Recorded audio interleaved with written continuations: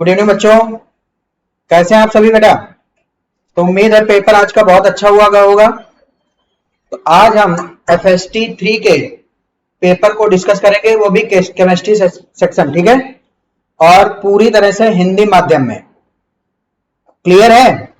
तो स्टार्ट किया जाए बेटा। चलिए तो बेटा स्टार्ट करते हैं अपने प्रिय डॉक्टर SP सिंह सर के इस मिशन के साथ। अब पढ़ने का अधिकार सबको, डॉक्टर बनने का अधिकार भी सबको। तो चलते हैं, देखते हैं पहला क्वेश्चन। तो बेटा पहले 25 क्वेश्चन हम डिस्कस करेंगे, अगले 25 क्वेश्चन शिल्पा मैम डिस्कस करेंगी।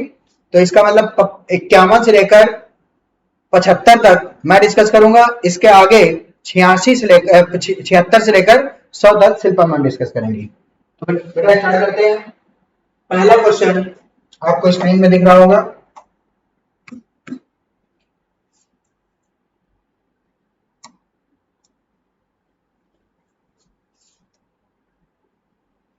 क्वेश्चन है, ऋण आयन का आकार मूल परमाणु से बड़ा क्यों होता है? देखो जरा, बिल्कुल बात सही है। मान लो एटम ए है और ये न्यूट्रल है और इसका एक मैंने आयन बना दिया A-। तो आकार की अगर बात करें तो A- का आकार बड़ा होगा ए से, यानी कि ऋण आयन का आकार मूल परमाणु से बड़ा होता है। और इसका रीजन है कि यहां पर इलेक्ट्रॉन क्या होंगे, ज्यादा, एक इलेक्ट्रॉन बढ़ गया और यहां इलेक्ट्रॉन है कम।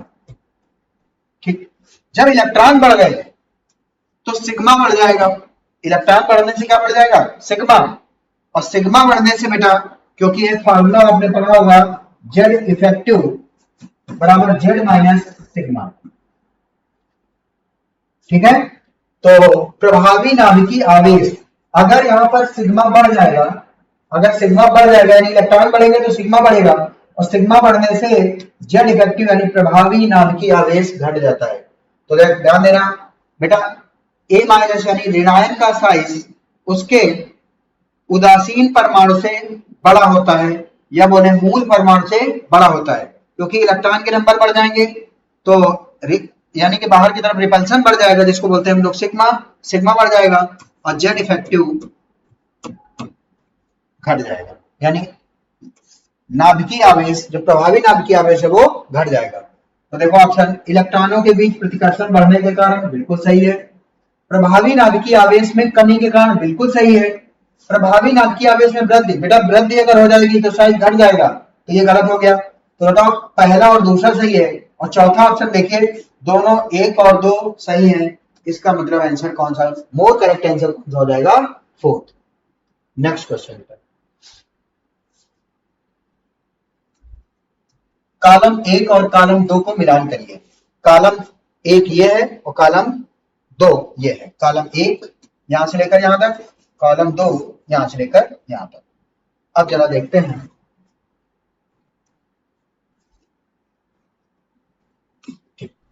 बेटा यहां पर आपको दिया हुआ है delta H negative, delta S negative, delta G negative.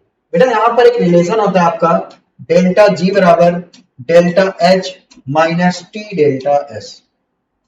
Delta G बराबर delta H minus T delta S। अगर डेल्टा G निगेटिव होगा, अगर डेल्टा G निगेटिव होगा तो रिएक्शन जो होगी वो क्या होगी, स्वतः होगी। लेकिन अगर डेल्टा G पॉजिटिव हो गया तो रिएक्शन अस्वतः होगी, यानी कि नॉन स्पॉन्टेनियस। एक होता है स्पॉन्टेनियस और एक होता है नॉन स्पॉन्टेनियस। स्वतः तो बोलते हैं स्पॉन्टेनियस, अस्वतः यानी नॉन स्पॉन्टेनियस। और स्पॉन्टेनियस के लिए डेल्टा G निगेटिव और नॉन स्पॉन्टेनियस के लिए डेल्टा G पॉजिटिव। चलिए यहां पर अगर देखें ए को, डेल्टा G है negative, delta G negative, delta H और delta S negative, delta H negative और डेल्टा S निगेटिव। बेटा डेल्टा S अगर निगेटिव कर देंगे तो निगेटिव निगेटिव क्या हो जाएगा, पॉजिटिव। तो बेटा एक है निगेटिव, एक है पॉजिटिव, और निगेटिव और पॉजिटिव ओवरऑल आ रहा है निगेटिव, इसका मतलब ये वैल्यू बड़ी है, ये वैल्यू बड़ी है और ये वैल्यू छोटी है। और ये वैल्यू बेटा छोटी तब होगी जब टेम्परेचर क्या हो, लो। तो बेटा डेल्टा G निगेटिव तब होगा, इस कंडीशन में डेल्टा H निगेटिव और डेल्टा S पॉजिटिव तब होगा जब टेम्परेचर क्या हो, लो। तो लो टेम्परेचर यानी कम तापमान पर प्रतिक्रिया, कम तापमान पर प्रतिक्रिया क्या है, स्वतः है, और स्वतः का मतलब डेल्टा जी निगेटिव है, यानी ए की मैचिंग किससे होगी, आर से। ए की मैचिंग आर से, तो ए की मैचिंग तो क्यू से है, पहला गलत। ए की मैचिंग क्यू से है, चौथा गलत। अभी आंसर हो जाएगा 2 और 3। आगे बढ़ते हैं। डेल्टा जी पॉजिटिव है बेटा, डेल्टा जी यहां पर पॉजिटिव है, डेल्टा एच निगेटिव है, डेल्टा एच निगेटिव है, और डेल्टा एस पॉजिटिव है। अगर डेल्टा एच पॉजिटिव है और पॉजिटिव निगेटिव, निगेटिव होगा। अब बेटा निगेटिव में निगेटिव ऐड करोगे, निगेटिव और निगेटिव ऐड करोगे तो पॉजिटिव आएगा। एक बार देख लेते हैं। Delta H negative, delta H negative, delta S positive, delta S positive और पॉजिटिव निगेटिव, निगेटिव। ठीक, तो दोनों यहां पर क्या है, निगेटिव। अब बेटा अगर निगेटिव होगा तो ये पॉजिटिव कैसे आ सकता है, बी की मैचिंग, बी की मैचिंग पी से, बी की मैचिंग पी से। उच्च तापमान पर, उच्च तापमान पर प्रतिक्रिया अस्वतः परिवर्तित हो जाएगी। फिर से एक बार देख लेते हैं बेटा इसको। बी की मैचिंग, बी की मैचिंग एक बार पी है, और यहां पर बी की मैचिंग क्यू है। बी की मैचिंग पी में क्या दिया है, कम तापमान पर प्रतिक्रिया अस्वतः, और क्यू में दिया है उच्च तापमान पर प्रतिक्रिया अस्वतः। बेटा पहली बात तो यहां पर क्लियर है कि डेल्टा जी पॉजिटिव है, और डेल्टा जी पॉजिटिव का मतलब अस्वतः होगा, और अस्वतः यही 2 जगह दिया है, और स्वतः यहां 2 जगह दिया है। तो ये यहां पर यानी कि बी की मैचिंग या तो पी से होगी या तो क्यू से। अब देखते हैं डेल्टा एच निगेटिव और delta S negative, delta H negative और डेल्टा एस निगेटिव, और निगेटिव सॉरी डेल्टा एस अगर निगेटिव, निगेटिव निगेटिव पॉजिटिव हो जाएगा, तभी तो आंसर नहीं आ रहा। ये निगेटिव निगेटिव क्या हो गया, पॉजिटिव। अब बताओ ये वैल्यू अगर ज्यादा होगी तभी ओवरऑल ये वैल्यू पॉजिटिव होगी, यानी कि टेम्परेचर को क्या करना पड़ेगा, हाई। तो हाई टेम्परेचर पर ये क्या होगी, अस्वतः। तो उच्च तापमान पर अस्वतः, यानी कि जो बी की मैचिंग है वो किससे होगी, बी की मैचिंग पी से। तो बी की मैचिंग कहां, पी से, और यहाँ बी की मैचिंग क्यू से। तो आंसर कौन सा हो जाएगा बेटा, सही। क्लियर है, ऐसे ही बताओ। फिर delta G positive, delta G positive मतलब अस्वतः, अस्वतः। ठीक है, एक बार मैंने लिख दिया डेल्टा जी पॉजिटिव। अब जरा देखो जरा, delta H positive, delta H positive, delta S positive, delta S positive अगर positive negative, negative.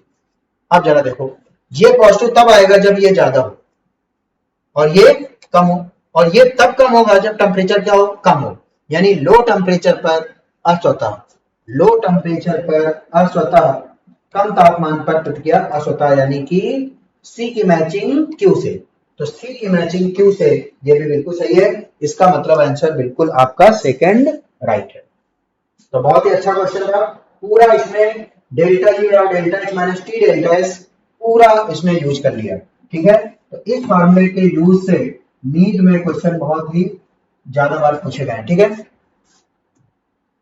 Next question, गतिक साम्य यानी डायनेमिक इक्विलिब्रियम, डायनेमिक इक्विलिब्रियम की स्थिति में हमने विलेय और विलायक को मिलाया और बन गया विलयन।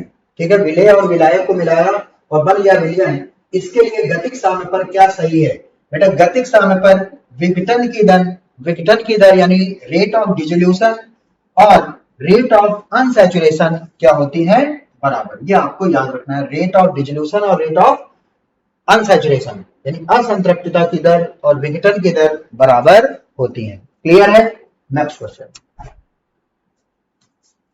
CO और CO2 का बनना किस नियम को दर्शाता है। बेटा एक चीज देखो जरा, दो एलिमेंट है, दो एलिमेंट से मिलकर दो या दो से ज्यादा कंपाउंड CO और CO2, जिसमें से एक एटम को, अगर एक एटम का जो मास है उसको फिक्स कर दें, देखो कार्बन का एक यानी 12 ग्राम, 12 ग्राम अगर फिक्स कर दें तो इसका 16, तो इसका कितना 32, तो ये क्या इसका डबल है, यानी इसी को बोलते हैं हम लोग क्या, गुणित अनुपात का नियम। तो बताओ ये किसको फॉलो कर रहे हैं बेटा, गुणित अनुपात का नियम।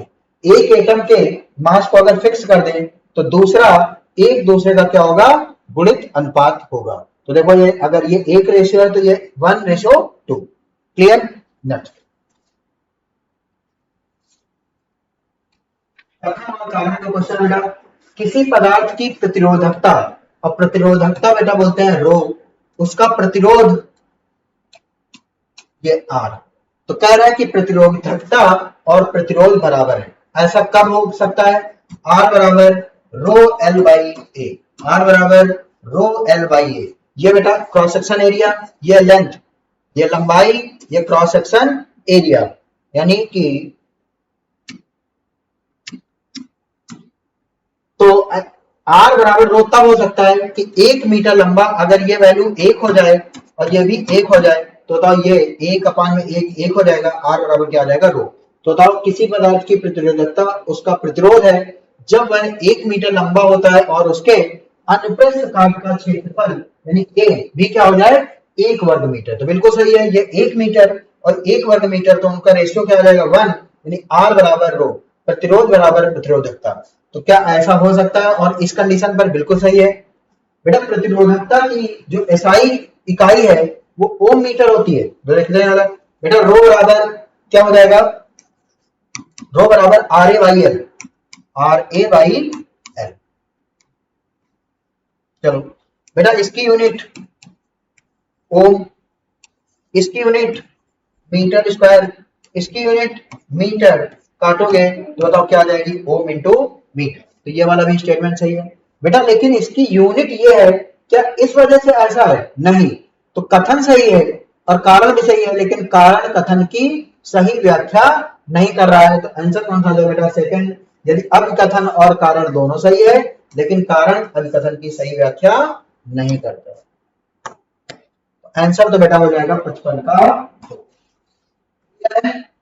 यहां तक कोई कंफ्यूजन? चलो नेक्स्ट क्वेश्चन 56। कथन 1, अमीन की ज्यामिति पिरामिडी होती है। बेटा अमीन क्या होता है? जैसे मान लो कोई भी अमीन है तो RnH2, मान लीजिए हमने 1 डिग्री में, और चाहे वो 1 डिग्री में हो, चाहे 2 डिग्री में हो, चाहे 3 डिग्री में, सबके पास एक लोन पेयर होता है। 3 सिग्मा और एक लोन पेयर, हाइब्रिडाइजेशन क्या होगा? sp3, और sp3 के केस में एक लोन पेयर का शेप हो जाता है पिरामिडी। तो बताओ अमीन की ज्यामिति पिरामिडी होती है। बिल्कुल सही है। अब ध्यान देना बेटा, अगर sp3 के साथ 0 लोन पेयर होता तो बॉन्ड एंगल होता 109 डिग्री 28 मिनट।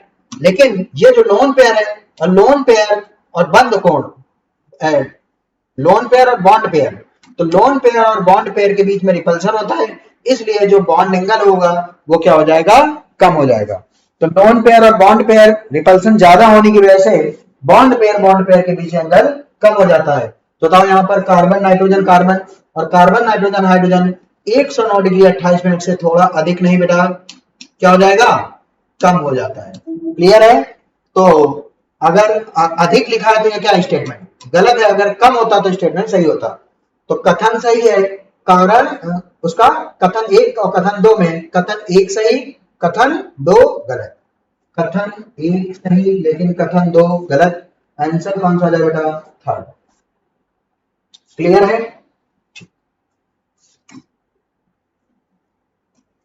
बेटा ये 4 ऑक्साइड दिए हुए हैं बेटा, यहां पर मेटल का ऑक्साइड, और मेटल का ऑक्साइड क्या होते हैं बेटा?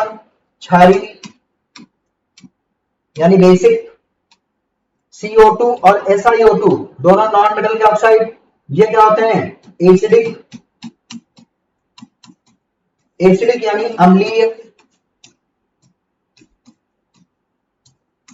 और SnO2 बेटा उभयधर्मी यानी कि एम्फोटेरिक होते हैं।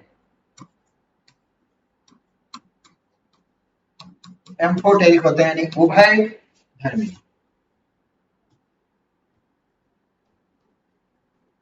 उभयधर्मी होते हैं। ठीक है? तो बेटा आंसर कौन सा जाएगा? तो यहां पूछ रहा है उभयधर्मी किस कौन है? आंसर हो जाएगा थर्ड। बेटा उभयधर्मी का मतलब ये होता है जो एसिड से भी रिएक्शन कर जाए और बेस से भी रिएक्शन कर जाए, यानी अम्ल और क्षार जो दोनों से रिएक्शन कर जाए उनको क्या बोलते हैं? उभयधर्मी। नेक्स्ट क्वेश्चन एक कोऑर्डिनेशन कंपाउंड दिया हुआ है और ये न्यूट्रल, क्योंकि इस पर चार्ज क्या होगा, जीरो, का सही आईपीएसी नेम होगा। अब जरा देखना बेटा, आईपीएसी नेम लिखते समय पहले सबसे पहले इसका ऑक्सीडेशन नंबर निकालें।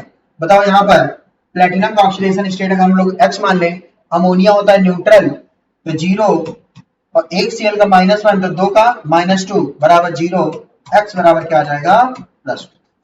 अब जरा देखना बेटा, ये न्यूट्रल कॉम्प्लेक्स है, अगर न्यूट्रल कॉम्प्लेक्स है तो मेटल का नाम में 8 नहीं लगाएंगे, क्या लिखेंगे प्लेटिनम। अगर एनायनिक कॉम्प्लेक्स होता तो प्लेटिनेट लिखते, और अगर सिंपल है, सिंपल यानी या न्यूट्रल हो या कैटायनिक कॉम्प्लेक्स हो तो हम लोग लिखेंगे प्लेटिनम, तो लिखेंगे प्लेटिनम सेकेंड, प्लेटिनम सेकेंड। तो यहाँ पर देखो प्लेटिनम 4, प्लेटिनम 0, प्लेटिनम 4, तो बेटा यहीं से आंसर हो जाता है प्लेटिनम सेकेंड। तो जरा देखो आंसर तो फर्स्ट हो गया ऐसे ही। तो सबसे पहले हम लोग लिखते हैं यहाँ पर कॉम्प्लेक्स का नाम लिखते समय सबसे पहले लिगैंड का नाम लिखेंगे, फिर मेटल का नाम। अगर लिगैंड एक से ज्यादा है तो अल्फाबेटिकल ऑर्डर लिखेंगे। बेटा इस अमोनिया का नाम है अमीन, AMMINE, अमोनिया को बोलते हैं अमीन। क्लोराइडो, क्लोराइडो, जरा देखो अब नाम लिखना स्टार्ट करें। बेटा अमीन 2 है तो डाई अमीन, डाई क्लोराइडो, प्लेटिनम सेकेंड, डाई अमीन, डाई क्लोराइडो, या डाई क्लोराइडो भी लिख सकते हैं, डाई क्लोरो भी लिख सकते हैं। तो डाई अमीन, डाई क्लोराइडो या die chloro, platinum second, answer कौन सा हो जाएगा बेटा फर्स्ट। नेक्स्ट 59, उत्क्रमणीय अभिक्रिया के लिए यहां पर दिया हुआ है इस रिएक्शन का साम्य स्थिरांक के, इस रिएक्शन का साम्य स्थिरांक पूछा गया है जिसको K डैश बोलना है। तो बताओ K डैश कितना होगा, इस रिएक्शन का साम्य स्थिरांक K डैश कितना होगा K के रिस्पेक्ट में। तो बेटा इस रिएक्शन को लाने के लिए इन्होंने सिंपल, जरा यहाँ पर देखो कोफिशिएंट है 2 अमोनिया का और यहाँ कोफिशिएंट है 1, यानी इस रिएक्शन को उन्होंने क्या किया होगा, हाफ से मल्टीप्लाई किया होगा। और बेटा रूल है कि जिस नंबर से रिएक्शन को मल्टीप्लाई या डिवाइड करोगे वो नंबर उसके पावर में चला जाएगा। तो बताओ यहाँ पर पहले रिएक्शन का जो इक्विलिब्रियम कांस्टेंट था K, और अगर इस रिएक्शन को हाफ से मल्टीप्लाई करोगे तो ये K की पावर क्या हो जाएगा 1/2, और इसी को बेटा हम लोग क्या लिख सकते हैं रूट K, रूट K। तो K डैश बराबर क्या हो जाएगा रूट K, आंसर बेटा हो जाएगा थर्ड। नेक्स्ट क्वेश्चन 7, गुणात्मक विश्लेषण में अमोनियम हाइड्रोक्साइड से पहले अमोनियम क्लोराइड को जोड़ा जाता है। बिल्कुल सही है, जोड़ा जाता है। क्यों जोड़ा जाता है, क्योंकि हमें OH माइनस आयन, जो OH माइनस की सांद्रता है उसको क्या करना है बेटा कम करना है। और ये कम कैसे होगी, क्योंकि यहाँ पर अमोनियम और अमोनियम कॉमन आयन हो गए, और कॉमन आयन की वजह से रिएक्शन क्या हो जाएगी बैकवर्ड शिफ्ट हो जाएगी, तो OH माइनस आयन कंसंट्रेशन क्या हो जाएगी कम हो जाएगी। क्लियर है, ठीक।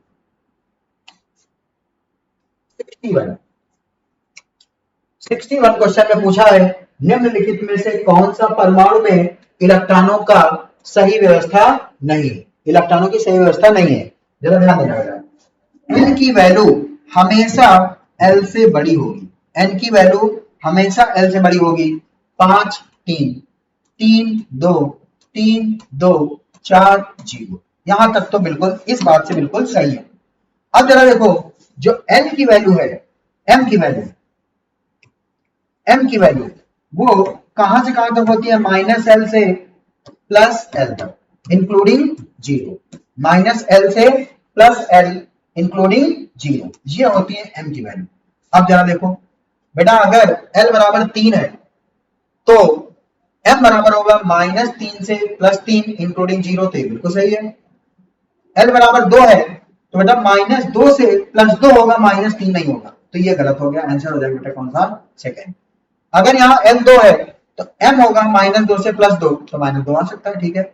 L बराबर 0 है तो M बराबर 0 आ सकता है, कोई दिक्कत नहीं। तो आंसर कौन सा है सेकेंड, जो कि पॉसिबल नहीं है। यहाँ पर 62 नंबर क्वेश्चन, अभिकथन और कारण, यानी कथन और कारण का क्वेश्चन है। अभिक्रिया की दर किसी अभिकारक या उत्पाद की सांद्रता में परिवर्तन की दर है। बिल्कुल सही बेटा, जो रेट होता है plus minus delta C by delta T, ये होता है। अब बताओ ये कंसंट्रेशन में परिवर्तन है और ये टाइम इंटरवल यानी कि जो लगा समय है, यानी कि कंसंट्रेशन में परिवर्तन की जो दर है उसी को हम लोग क्या बोलते हैं, अभिक्रिया की दर। और प्लस माइनस, प्लस किसके लिए लिखते हैं हम लोग, प्रोडक्ट के लिए, और माइनस किसके लिए लिखते हैं, रिएक्टेंट यानी क्रियाकारक के लिए। ठीक, चल तो ये वाला बिल्कुल बात सही है। अभिक्रिया के दौरान अभिक्रिया की दर स्थिर रहती है, बिल्कुल बेटा ऐसा हमेशा सही नहीं है, क्योंकि अगर हम लोग जीरो ऑर्डर रिएक्शन लें, जीरो ऑर्डर रिएक्शन, उसके लिए रेट बराबर रेट कांस्टेंट होता है, ये रेट कांस्टेंट कांस्टेंट होगा, तो जीरो ऑर्डर रिएक्शन के लिए के दौरान अभिक्रिया की दर हमेशा स्थिर रहती है। लेकिन फर्स्ट ऑर्डर की R बराबर होता है बेटा के रिएक्टेंट की पावर 1। अब बताओ कंसंट्रेशन डबल करोगे तो रेट डबल हो जाएगी, कंसंट्रेशन आधी करोगे तो रेट आधी हो जाएगी, यानी बदल जाएगी। तो ये स्टेटमेंट क्या हो गया बेटा, गलत। तो कथन सही है, कारण गलत है। अब कथन और कारण दोनों सही है, कथन सही है लेकिन कारण गलत है। तो आंसर कौन सा हो जाएगा बेटा, थर्ड। तो 62 का आंसर होगा बेटा थर्ड। किसका क्वथनांक अधिक है, किसका क्वथनांक अधिक है बेटा, बॉइलिंग पॉइंट, क्वथनांक मतलब होता है boiling point, boiling point directly proportional to, boiling point directly proportional to colligative property, colligative property. ठीक, अब बताओ colligative property directly proportional to I into C होता है, वन हाफ फैक्टर और कंसंट्रेशन के मल्टीप्लीकेशन के गुणनफल, यानी जिसमें नंबर ऑफ आयन ज्यादा होंगे उसकी कोलिगेटिव प्रॉपर्टी ज्यादा होगी, उसका बॉइलिंग पॉइंट ज्यादा होगा। अब अगर बेटा यहाँ पर यहाँ मोलर है, यहाँ नॉर्मल है, और कोलिगेटिव प्रॉपर्टी को बोलते हैं बेटा क्या, अणु संख्यक गुणधर्म,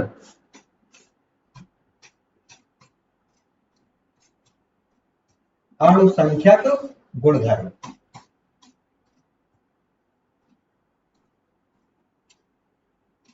अणु संख्यक गुणधर्म, जरा देखो बेटा यहाँ पर अगर नॉर्मलिटी अगर 0.1 है तो मोलरिटी बराबर क्या होता है,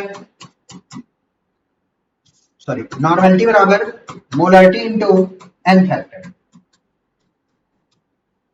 ठीक, तो मोलरिटी बराबर क्या हो जाएगा बेटा, नॉर्मलिटी अपॉन में एन फैक्टर। और ये बेटा सॉल्ट है, और सॉल्ट का एन फैक्टर क्या होता है, टोटल पॉजिटिव चार्ज, और एक सोडियम पर एक चार्ज एक प्लस, और दो सोडियम पर दो प्लस, यानी एन फैक्टर कितना, दो। तो 0.1 डिवाइड बाई 2, तो ये क्या हो जाएगा 0.05, 0.05 ग्राम। ये भी क्या हो जाएगा एन फैक्टर mg प्लस 2, तो एन फैक्टर 2 हो गया, यानी 0.05 नॉर्मल। अब जरा देखो बेटा इसका वन हाफ फैक्टर देखें तो इसको पानी में डालें तो कितना आयन में टूट जाएगा, 2 सोडियम 1 सल्फेट, यानी वन हाफ फैक्टर इसका 3, इसका आई वन हाफ फैक्टर 2, और इसका वन हाफ फैक्टर 3 2 5, और इसका वन हाफ फैक्टर।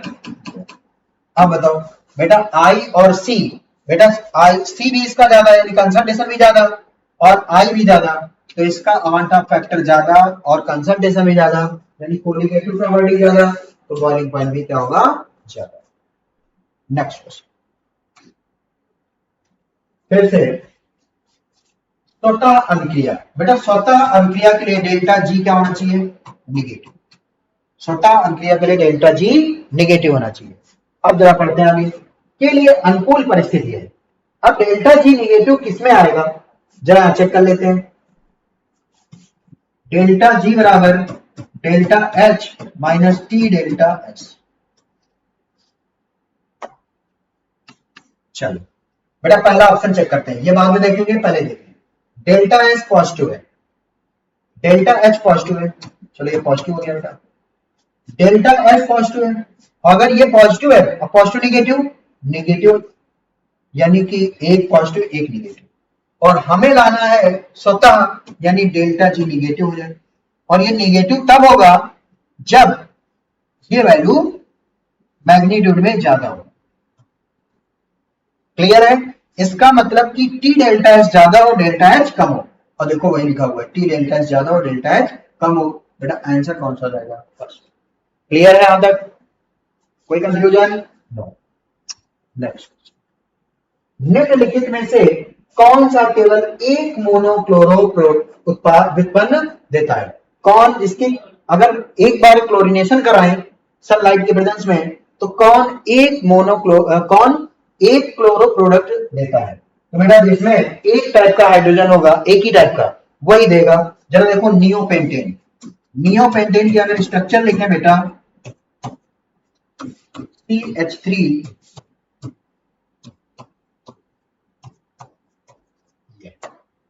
यहां पर देखो ये और ये चारों चारों कार्बन में बिल्कुल सिमेट्री है बेटा, और सिमेट्री है तो बताओ ये सेम होंगे 1 डिग्री 1 डिग्री 1 डिग्री, तो ये भी हाइड्रोजन भी 1 डिग्री 1 डिग्री 1 डिग्री। तो बताओ चाहे यहां पर जोड़ दो, चाहे यहां जोड़ दो, यहां जोड़ दो, यहां जोड़ दो, क्या सबका प्रोडक्ट एक ही माना जाएगा? तो बताओ इसका क्लोरीनेशन कराएंगे in the presence of sunlight, तो कहीं भी जोड़ दो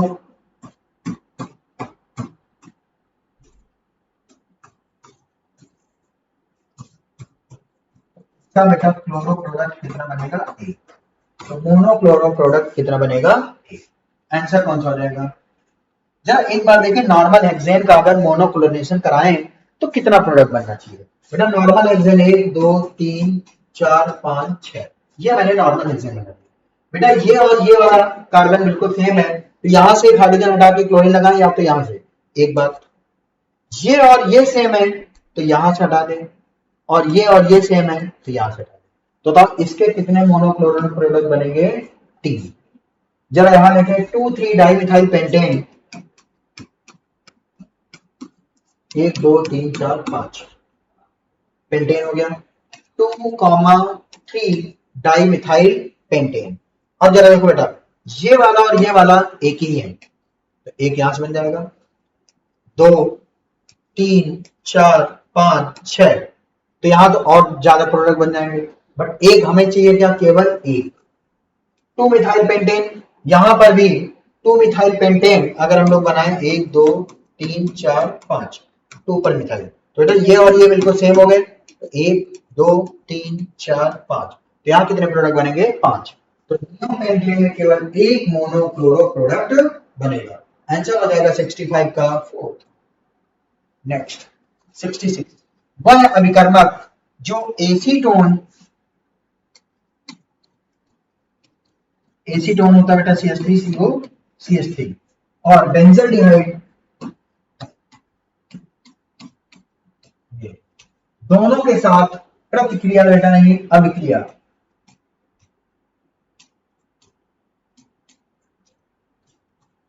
अभिक्रिया नहीं करता। ठीक, तो बताओ कौन अभिक्रिया नहीं करता? जो दोनों के साथ। अच्छा बेटा कीटोन है, ये कीटोन है, तो फेलिंग सोल्यूशन केवल एल्डिहाइड से रिएक्शन करते हैं। फेलिंग सोल्यूशन कीटोन से कभी रिएक्शन नहीं करते। फेलिंग सोल्यूशन किसके लिए होते हैं? केवल एल्डिहाइड और कीटोन को सेपरेट करने के लिए। तो एल्डिहाइड से रिएक्शन करते हैं, कीटोन से नहीं। तो फेलिंग जो है कीटोन से रिएक्ट नहीं करेगा। जरा इससे देखें बेटा, फेलिंग जो टॉलेन होता है वो हर एल्डिहाइड से कर जाता है, बट फेलिंग जो है एरोमेटिक एल्डिहाइड से रिएक्शन नहीं करता। तो बताओ ये है एरोमेटिक एल्डिहाइड, इसलिए फेलिंग जो है इससे भी रिएक्शन नहीं करता। भले ये एल्डिहाइड है बट एरोमेटिक एल्डिहाइड होने की वजह से इससे भी रिएक्शन नहीं करेगा, और ये कीटोन है इसलिए इससे भी रिएक्शन नहीं करेगा। आंसर कौन सा हो जाएगा? 3rd। क्लियर है? अब यहां पर देखिए sodium hydrogen sulphide, sodium hydrogen sulphide NaHSO3, NaHSO3 sodium bisulphide, phenyl hydrazine और ग्रिग्नार्ड, बेटा तीनों ही एल्डिहाइड कीटोन से रिएक्शन कर जाते हैं। ठीक है, तो कौन है जो दोनों से रिएक्शन नहीं करेगा? वो है फेलिंग। बेटा टाइटेनियम की सामान्य ऑक्सीकरण अवस्था बताइए। जो टाइटेनियम है उसकी आउटर मोस्ट शेल का अगर लिखें तो 21 22, टाइटेनियम होता है बेटा 22, तो लिखेंगे अगर 4s2 3d2, 4s2 3d2। अब जरा ध्यान देना बेटा, जो मिनिमम ऑक्सीकरण अवस्था यानी स्टेट, मिनिमम ऑक्सीडेशन स्टेट कितनी होती है? ns के इलेक्ट्रॉन, ns के इलेक्ट्रॉन, और ns में कितना है बेटा? 2। बताओ इसकी मिनिमम ऑक्सीडेशन स्टेट कितनी हो जाएगी? +2। मिनिमम ऑक्सीडेशन स्टेट कितनी हो जाएगी? +2। मैक्सिमम कितनी हो गई? मैक्सिमम होती है बेटा ns के इलेक्ट्रॉन प्लस n-1d के अनपेयर्ड इलेक्ट्रॉन। तो n-1d ये है और इसमें अनपेयर्ड कितने होंगे? 2। तो ये हो जाएगा यानी प्लस का 4। तो बेटा मिनिमम यानी +2 से लेकर +4 तक, तो +2 +3 +4, तो ये मिनिमम हो गई और मैक्सिमम इसके बीच में +3 भी होगी। बताओ ये कौन कौन सी ऑक्सीकरण अवस्था शो कर सकती है? +2 +3 +4। क्लियर है? 68 निम्नलिखित में से कौन सा अणु मौजूद है, यानी कि कौन सा मौजूद का मतलब एग्जिस्ट करता है,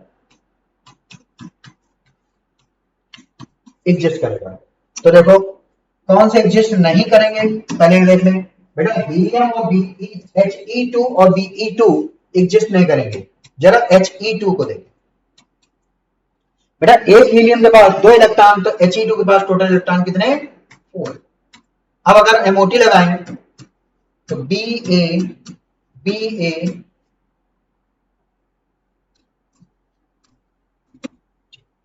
तो Ba जब देखो और अपने इलेक्ट्रॉन ठीक है यहीं तक काम हो जाएगा। Ba लिखकर देखो जरा, टोटल इलेक्ट्रॉन 4 बनना है, 2 2 बॉन्डिंग में, 2 एंटी बॉन्डिंग में, और बॉन्ड ऑर्डर होता है bonding electron minus anti bonding electron by 2। तो बॉन्डिंग इलेक्ट्रॉन 2 - 2, तो 2 - 2 0 हो जाएगा, तो बॉन्ड ऑर्डर हो गया 0। बेटा जिन स्पीशीज का बॉन्ड ऑर्डर 0 होता है या नेगेटिव होता है वो स्पीशीज एग्जिस्ट नहीं करती। तो बताओ इसका बॉन्ड ऑर्डर क्या आ गया बेटा? 0, इसलिए स्पीशीज एग्जिस्ट नहीं करेगी। बेटा बेरिलियम की देखें, बेरिलियम होता है बेटा 4, तो Be2 अगर बात करें तो ये कितना हो जाएगा? 8। फिर से यहां पर 2 2 2 2, तो बताओ 2 दूनी 4, 2 2 4 2 6 2 8, तो 8 हो गए। तो बॉन्डिंग में कितना हो गए? 4, और एंटी बॉन्डिंग में कितना हो गया? 4 4 - 4 0। फिर से बॉन्ड ऑर्डर क्या हो जाएगा? Bond order 0। तो ये दोनों भी एग्जिस्ट नहीं करेंगी। तो कौन केवल एग्जिस्ट करेगा? Li2। और जरा देखो लिथियम का कितना होता है बेटा? लिथियम का होता है 3, तो Li2 का कितना हो जाएगा? 6। Li2 का हो जाएगा 6। तो बताओ यहाँ पर 2 2 2, तो बताओ यहाँ पर 2 और 2 बॉन्डिंग के हो गए और 2 एंटी बॉन्डिंग, तो यहाँ पर 2 और 2 4 बॉन्डिंग इलेक्ट्रॉन और 2 एंटी बॉन्डिंग, डिवाइड बाई 2, तो बॉन्ड ऑर्डर 4 - 2 2 डिवाइड बाई 2 1, तो बॉन्ड ऑर्डर इस पे कितना आ जाएगा? बॉन्ड ऑर्डर, तो बॉन्ड ऑर्डर पॉजिटिव है इसलिए ये स्पीशीज एग्जिस्ट करेगी। यानी कौन सा अणु मौजूद है? तो Li2 मौजूद। 69 निम्नलिखित में से कौन सा एक बफर है? बेटा बफर क्या होता है? वीक एसिड हो और उसके साथ वीक एसिड स्ट्रॉन्ग बेस का सॉल्ट हो, या वीक बेस हो या उसके साथ weak base plus strong acid का सॉल्ट हो, या वीक एसिड वीक बेस का सॉल्ट हो। ये कंडीशन, इसको बोलते हैं एसिडिक बफर, इसको बोलते हैं बेसिक बफर, और इसको बोलते हैं सिंपल बफर। चलो चेक कर लेते हैं कोई है ऐसा। हाँ बेटा ये देखो जरा CH3COO- और NH4+, तो ये एसिडिक एसिड से आता है अमोनियम हाइड्रोक्साइड से। तो बताओ ये वीक एसिड वीक बेस का सॉल्ट है, बताओ आंसर कौन सा हो जाएगा? 4। और यहां पर देखो बेटा स्ट्रॉन्ग बेस, जबकि होना चाहिए weak base, strong base strong acid weak acid, बताओ ये तो नहीं होंगे। ठीक है, नेक्स्ट क्वेश्चन 70 किसी यौगिक को सांद्र NaOH में उपस्थित की उपस्थिति में गर्म तथा जल अपघटन करने पर वो 2 यौगिक दिया। बेटा ध्यान दो, कंसंट्रेट NaOH की उपस्थिति में कोई रिएक्टेंट है, वो कंसंट्रेट NaOH की उपस्थिति में क्या देता है, दो प्रोडक्ट, और दोनों प्रोडक्ट का जो नाम है वो है बेंजाइल अल्कोहल,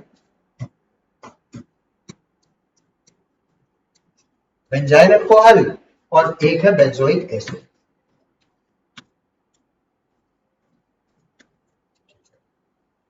तो ये है, तो इसका मतलब बेटा एक मॉलिक्यूल अल्कोहल में कन्वर्ट हुआ और एक मॉलिक्यूल एसिड में, यानी कि एक ऑक्सीडाइज भी हुआ और रिड्यूस भी हुआ है।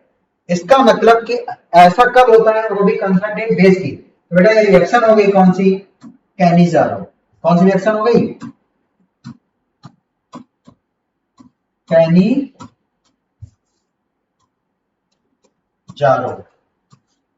Cannizzaro reaction. तो कैनिजारो रिएक्शन बेटा कौन देते हैं, वो एल्डिहाइड जिनके पास अल्फा हाइड्रोजन नहीं होता। तो बेंजोफिनोन एक कीटोन है, एसिटोफिनोन एक कीटोन है, बेंजाइल अल्कोहल एक अल्कोहल है, बेंजल्डिहाइड एक एल्डिहाइड है, बेंजल्डिहाइड। और बेंजल्डिहाइड के पास अल्फा हाइड्रोजन, ये वाला फंक्शन ग्रुप के बगल वाला कार्बन अल्फा कार्बन, और इससे बेटा कोई भी हाइड्रोजन नहीं जुड़ा, तो इसके पास वो एल्डिहाइड जिसके पास अल्फा हाइड्रोजन नहीं हो वो देते हैं कैनिजारो। इसका मतलब आंसर कौन सा हो जाएगा, बेंजल्डिहाइड। क्लियर है। तो बेंजोफिनोन बेटा स्ट्रक्चर में बना दूं,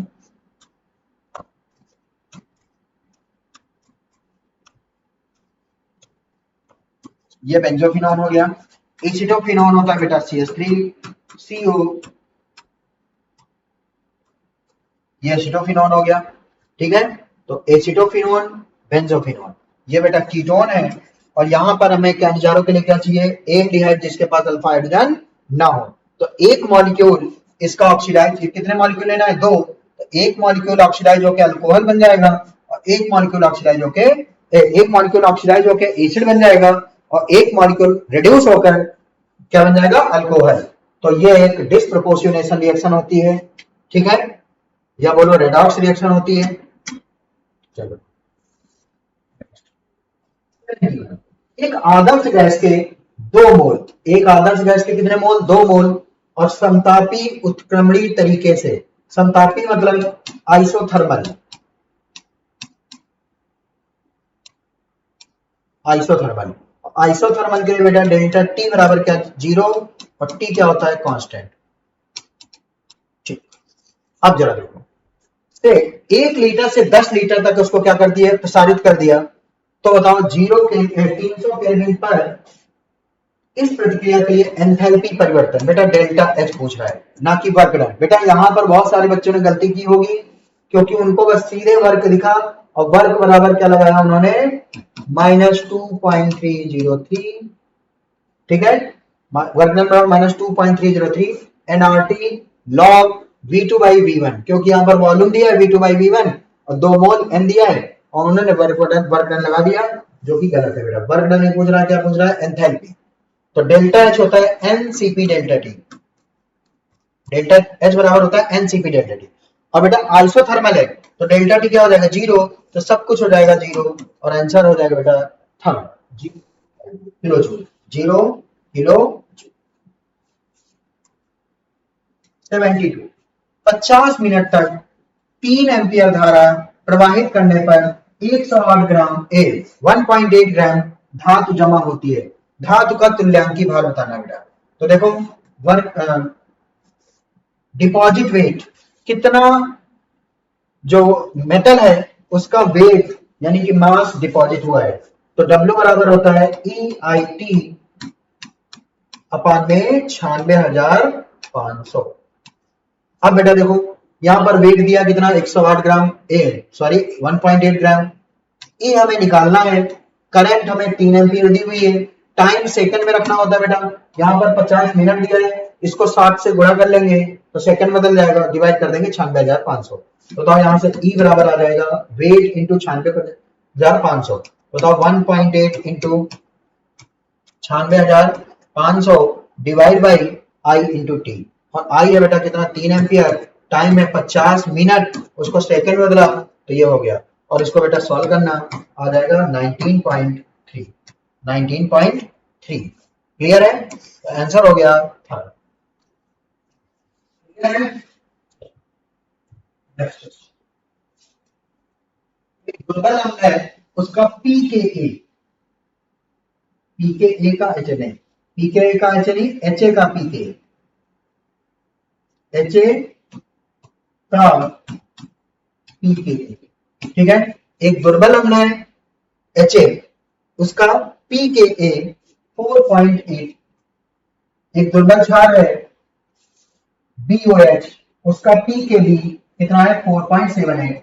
संबंधित लवण पीएच के जलीय घोल का BA यानी कि जो एक इससे HA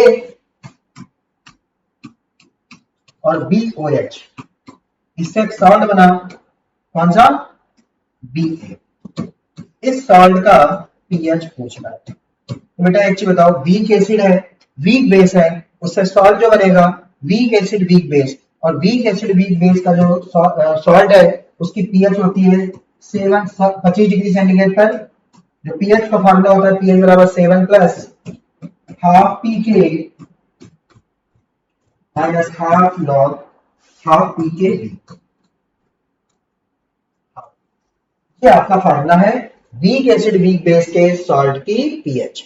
तो पीएच बराबर 7 प्लस हाफ पीके माइनस हाफ पीके बी। जरा रखते हैं हम लोग बेटा 7 प्लस पीके ए, बेटा पीके ए अगर हम लोग बात करें यहाँ पर तो पीके ए कितना है 4.80, और 4.80 divide by 2, 4.80 divide by 2 minus half pKb, और पीकेबी कितना दिया बेटा 4.78, 4.78 डिवाइड बाई, जरा इसको सॉल्व करें, 7 प्लस इसको डिवाइड करें तो 2.4 माइनस 2.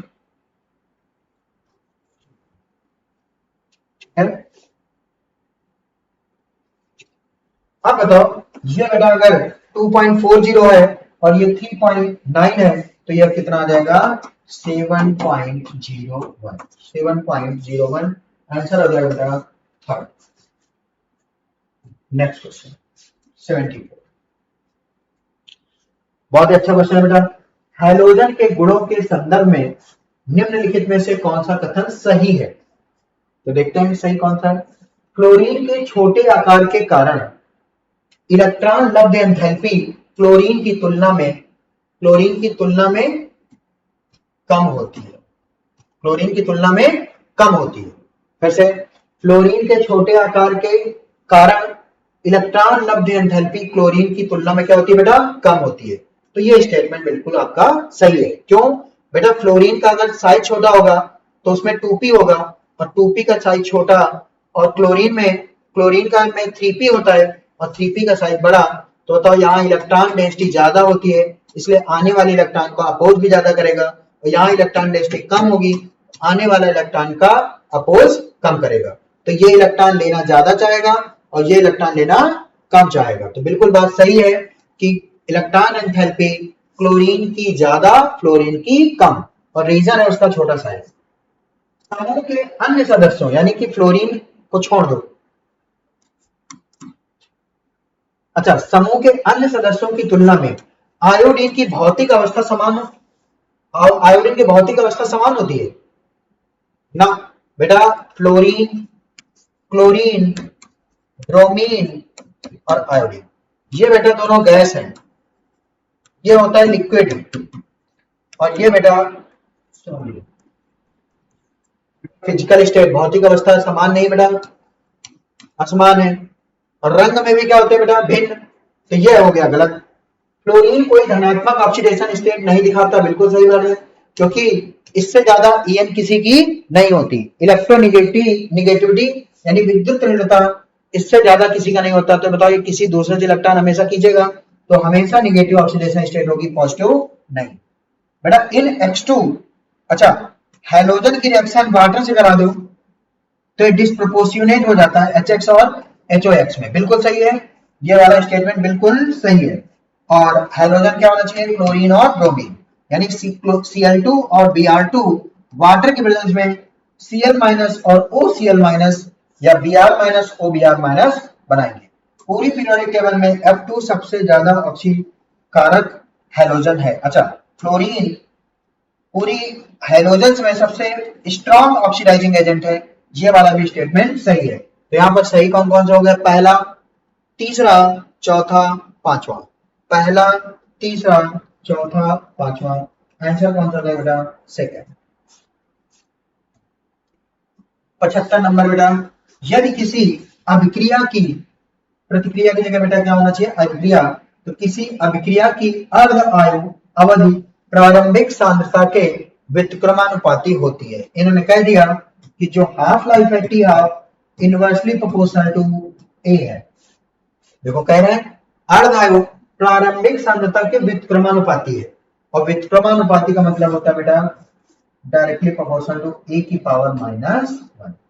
ये तो बेटा एक उन्होंने बता दिया। अपना हम लोग एक जनरल जानते हैं, किसी भी ऑर्डर के लिए T half directly proportional to A की पावर 1 माइनस एन, और ये है एन क्या है यहाँ पर? ऑर्डर। तो बताओ यहाँ पर टी हाफ ए की पावर -1, यहाँ 1 माइनस एन। तो इनको अगर बराबर कर दें तो अपने आप ऑर्डर पता चल जाएगा कि 1 माइनस एन बराबर -1। तो बताओ यहां से इधर ले जाए तो n बराबर क्या हो जाएगा? -1 इधर, तो 1 + 1 2। यानी सेकेंड ऑर्डर रिएक्शन में, सेकेंड ऑर्डर रिएक्शन के लिए क्या होता है? T of inversely proportional to A. तो आंसर कौन सा हो जाएगा? थर्ड। क्लियर है बेटा? तो 51 से लेकर 75 तक बेटा हमने डिस्कस कर दिया। आगे के क्वेश्चन शिल्पा मैम कराएंगी 76 to 100। ठीक है बेटा? Thank you. तो बेटा कमेंट करके जरूर बताना कि आपको ये सेशन कैसा लगा। ठीक है? हेलो स्टूडेंट्स, हम लोग एफएसटी टेस्ट नंबर 3 का पेपर डिस्कशन कर रहे हैं, जिसमें स्टार्टिंग के जो क्वेश्चंस थे यानी कि 51 से 75 के क्वेश्चंस आपके सर ने डिस्कशन कराए हैं। अब उसके बाकी बचे हुए क्वेश्चन यानी कि 76 से 100 तक के क्वेश्चंस मैं डिस्कस कराने वाली हूँ। तो जल्दी से सभी बच्चे तैयार हो जाएं, अटेंटिव हो जाएं बिल्कुल क्लास के लिए, और फटाफट कमेंट सेक्शन में अपनी अटेंडेंस लगा दें जरूर। ठीक है, जिससे हम लोग ये डिस्कशन बहुत ही स्मूथली स्टार्ट कर सके। ठीक, चलो स्टार्ट करते हैं सबसे पहले 76 नंबर के क्वेश्चन से। तो 76 नंबर का क्वेश्चन क्या कह रहा है, पढ़ो। यहाँ पर 76 नंबर का जो क्वेश्चन है उसमें हमें IUPAC नाम बताना है, एक यौगिक दे रखा है। तो यौगिक क्या है? ये यौगिक यहाँ पर दे रखा है और इसका सूत्र जो है यहाँ पर आपके सामने है। अब हमें क्या करना है? IUPAC नामकरण करना है। तो IUPAC नामकरण जब हम करते हैं तो सबसे पहले क्या देखते हैं? श्रृंखलाएं कार्बन की बन रही हैं, कौन सी, कौन सा क्रियात्मक समूह लगा है, ये सारी चीजें देखते हैं। ठीक, अब क्रियात्मक समूह में भी कौन सा प्रेफरेंस दिया जाना है क्रियात्मक समूह को, वो भी देखा जाता है। चलिए देखते हैं। इस यौगिक में अगर आप देखोगे तो क्रियात्मक समूह एक ये लगा हुआ है COOH यानी कि कार्बोक्सिलिक क्रियात्मक समूह यहाँ पर लगा हुआ है। ठीक, एक समूह और लगा हुआ है NH2 यानी कि अमीनो समूह यहाँ पर लगा हुआ है। ठीक, और एक समूह लगा हुआ है यहाँ पर एल्कोहल, ये एल्कोहल समूह भी यहाँ पर लगा हुआ है। ठीक है, तो अब ये 3 समूह यहाँ पर दिए गए हैं, तो नंबरिंग कहाँ से होगी? यहाँ से, क्योंकि अगर आप इसकी प्रेफरेंस टेबल देखोगे तो कार्बोक्सिलिक समूह को पहले प्रेफरेंस दी जाएगी। ठीक है, अब नंबरिंग स्टार्ट हो गई है। तो कार्बन श्रृंखला में कितने परमाणु हैं? 3, यानी कि प्रोप आना चाहिए, और अगर हम इसे प्रेफरेंस दे रहे हैं तो लास्ट में OH जुड़ जाएगा। तो सबसे पहले यहाँ पर आप देखो 2 पर अमीनो समूह लगा है और 3 पर हाइड्रोक्सी समूह लगा है। तो ऐसा कौन सा ऑप्शन है? ऑप्शंस देखो, 2 पर अमीनो, यहाँ पर तो 3 पर अमीनो लगा है, तो ये डायरेक्ट ऐसे ही गलत हो जाता है। यहाँ 2 पर अमीनो है और 3 पर हाइड्रोक्सी नहीं है, ये भी गलत हो जाता है। थर्ड कह रहा है अमीनो हाइड्रोक्सी प्रोपेनोइक अम्ल, गलत है। बचा कौन सा ऑप्शन? फोर्थ ऑप्शन, 2 पर अमीनो 3 हाइड्रोक्सी प्रोपेनोइक अम्ल। ठीक, प्रोपेनोइक अम्ल क्यों? क्योंकि कार्बोक्सिलिक अम्ल यहाँ पर समूह दिया गया है। ठीक, तो आंसर समझ में आ गया, ऑप्शन नंबर 4 राइट ऑप्शन होगा। अगर आप प्रेफरेंस टेबल की बात करेंगे तो जो हमारा कार्बोक्सिलिक समूह होता है उसकी ज़्यादा होती है। फिर किसकी आएगी, 2 समूह और है, अमीनो और हाइड्रोक्सी, तो यहाँ पर हाइड्रोक्सी फिर अमीनो। ठीक है, क्लियर? क्लियर है इतनी चीजें? आप क्वेश्चन को नोट डाउन कर सकते हो, फटाफट देख लो। क्लियर? अब नेक्स्ट क्वेश्चन की तरफ बढ़े हम लोग, नेक्स्ट क्वेश्चन की तरफ मूव करें। नेक्स्ट क्वेश्चन क्या कह रहा है? नेक्स्ट क्वेश्चन बोल रहा है निम्नलिखित में से कौन सा समन्वय यौगिक ट्यूमर के विकास को रोकने के लिए किया जाता है, यानी कि इनमें से कौन सा समन्वय यौगिक, यानी कि जो उपसहसंयोजक यौगिक होते हैं, इनमें से कौन सा है जो ट्यूमर के विकास को रोकने के लिए किया जाता है। तो यहाँ पर जो आंसर होगा, ऑप्शंस कुछ दे रखे हैं, ठीक, ऑप्शंस दे रखे हैं, ठीक है। अब अगर आप यहाँ देखोगे तो ऑप्शन नंबर 2 जो है सिस, और यहाँ पर ये समन्वय यौगिक हो जाएगा। ठीक, क्लियर है? ये आंसर हो जाएगा। इसका जो स्ट्रक्चर होता है वो कुछ इस तरह होता है, यहाँ पर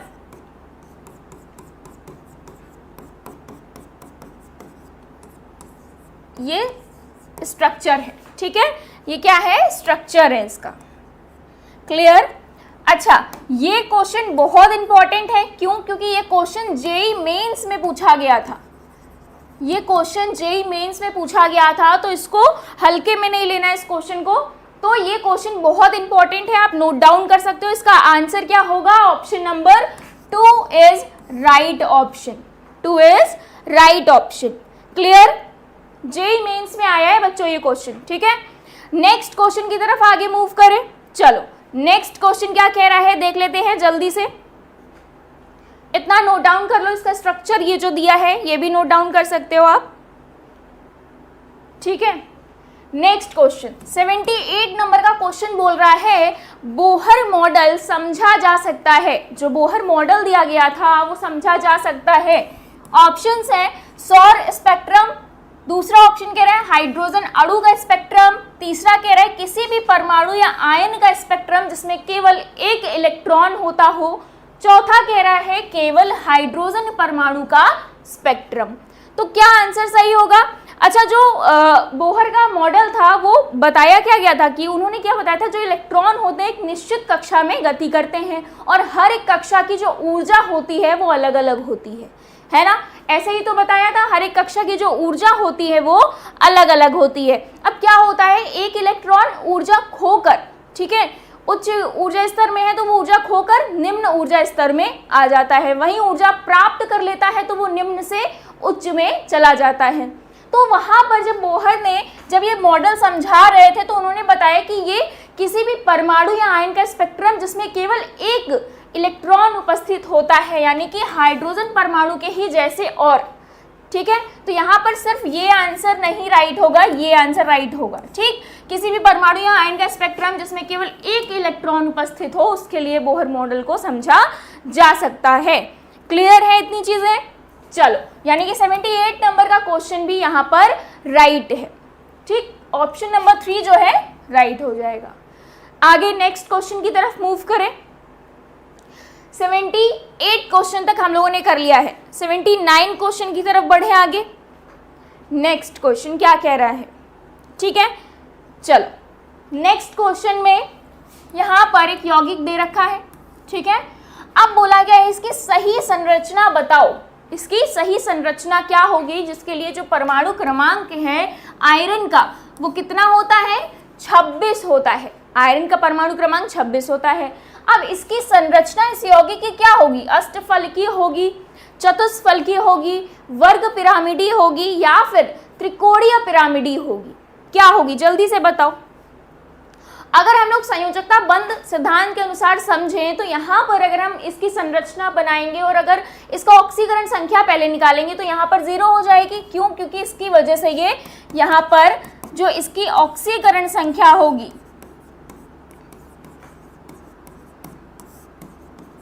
इसकी ऑक्सीकरण संख्या क्या हो जाएगी, 0 हो जाएगी। ठीक, अब अगर हम इसकी उपसह संयोजक संख्या निकालें, ठीक है, कोऑर्डिनेशन नंबर अगर इसका निकालोगे तो क्या हो जाएगा, 5 हो जाएगा। क्या हो जाएगा, 5 हो जाएगा। ये क्या है, CN यानी कि कोऑर्डिनेशन नंबर, उपसह संयोजन संख्या। ठीक, इसके हिसाब से अगर हम लोग इसका संकरण देखेंगे, किसी की संरचना संकरण से ही बना सकते हैं, इसके अनुसार अगर हम देखेंगे तो इसका संकरण आएगा DsP3। ठीक, DsP3 आएगा, यानी कि एक D कक्षक, एक S कक्षक और 3 P कक्षक। ठीक, तो DsP3 आएगा। लेकिन ये संकरण हुआ कैसे, ये सारी चीजें जानते हैं। अब जो ये है ना, ये वाला जो पार्ट है, ठीक, ये वाला जो पार्ट है ये प्रबल क्षेत्र लिगेंड होता है, ये एक प्रबल क्षेत्र लिगेंड होता है। तो यहाँ पर इनका संकरण हो जाता है D और S कक्षकों का। चलिए जानते हैं कैसे होता है।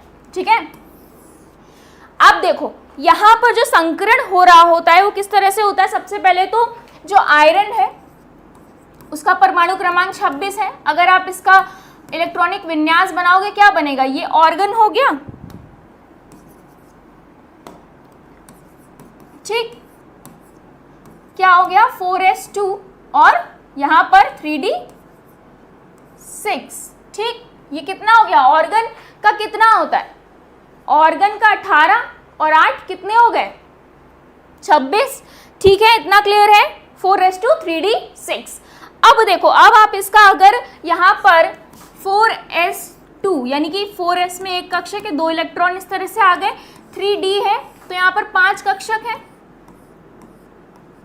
ठीक, 1 2 3 4 5। तो इस तरह से अगर आप इलेक्ट्रॉन फिल करोगे तो यहाँ पर आ जाएगा, और 4 जो रह जाएंगे वो कैसे, अयुग्मित रह जाएंगे। तो यहाँ पर क्या होता है, यहाँ पर D और S के इलेक्ट्रॉनों का युग्मन हो जाता है। तो युग्मन होता है तो ये इस तरह से कुछ बनता है। यहाँ पर सभी में एक एक इलेक्ट्रॉन आ जाएगा कुछ इस तरह से। देखो देखो फिर से बना देते हैं, कुछ इस तरह से हो जाएगा। D में केवल एक कक्षक जो होगा वो खाली रह जाएगा। ठीक है,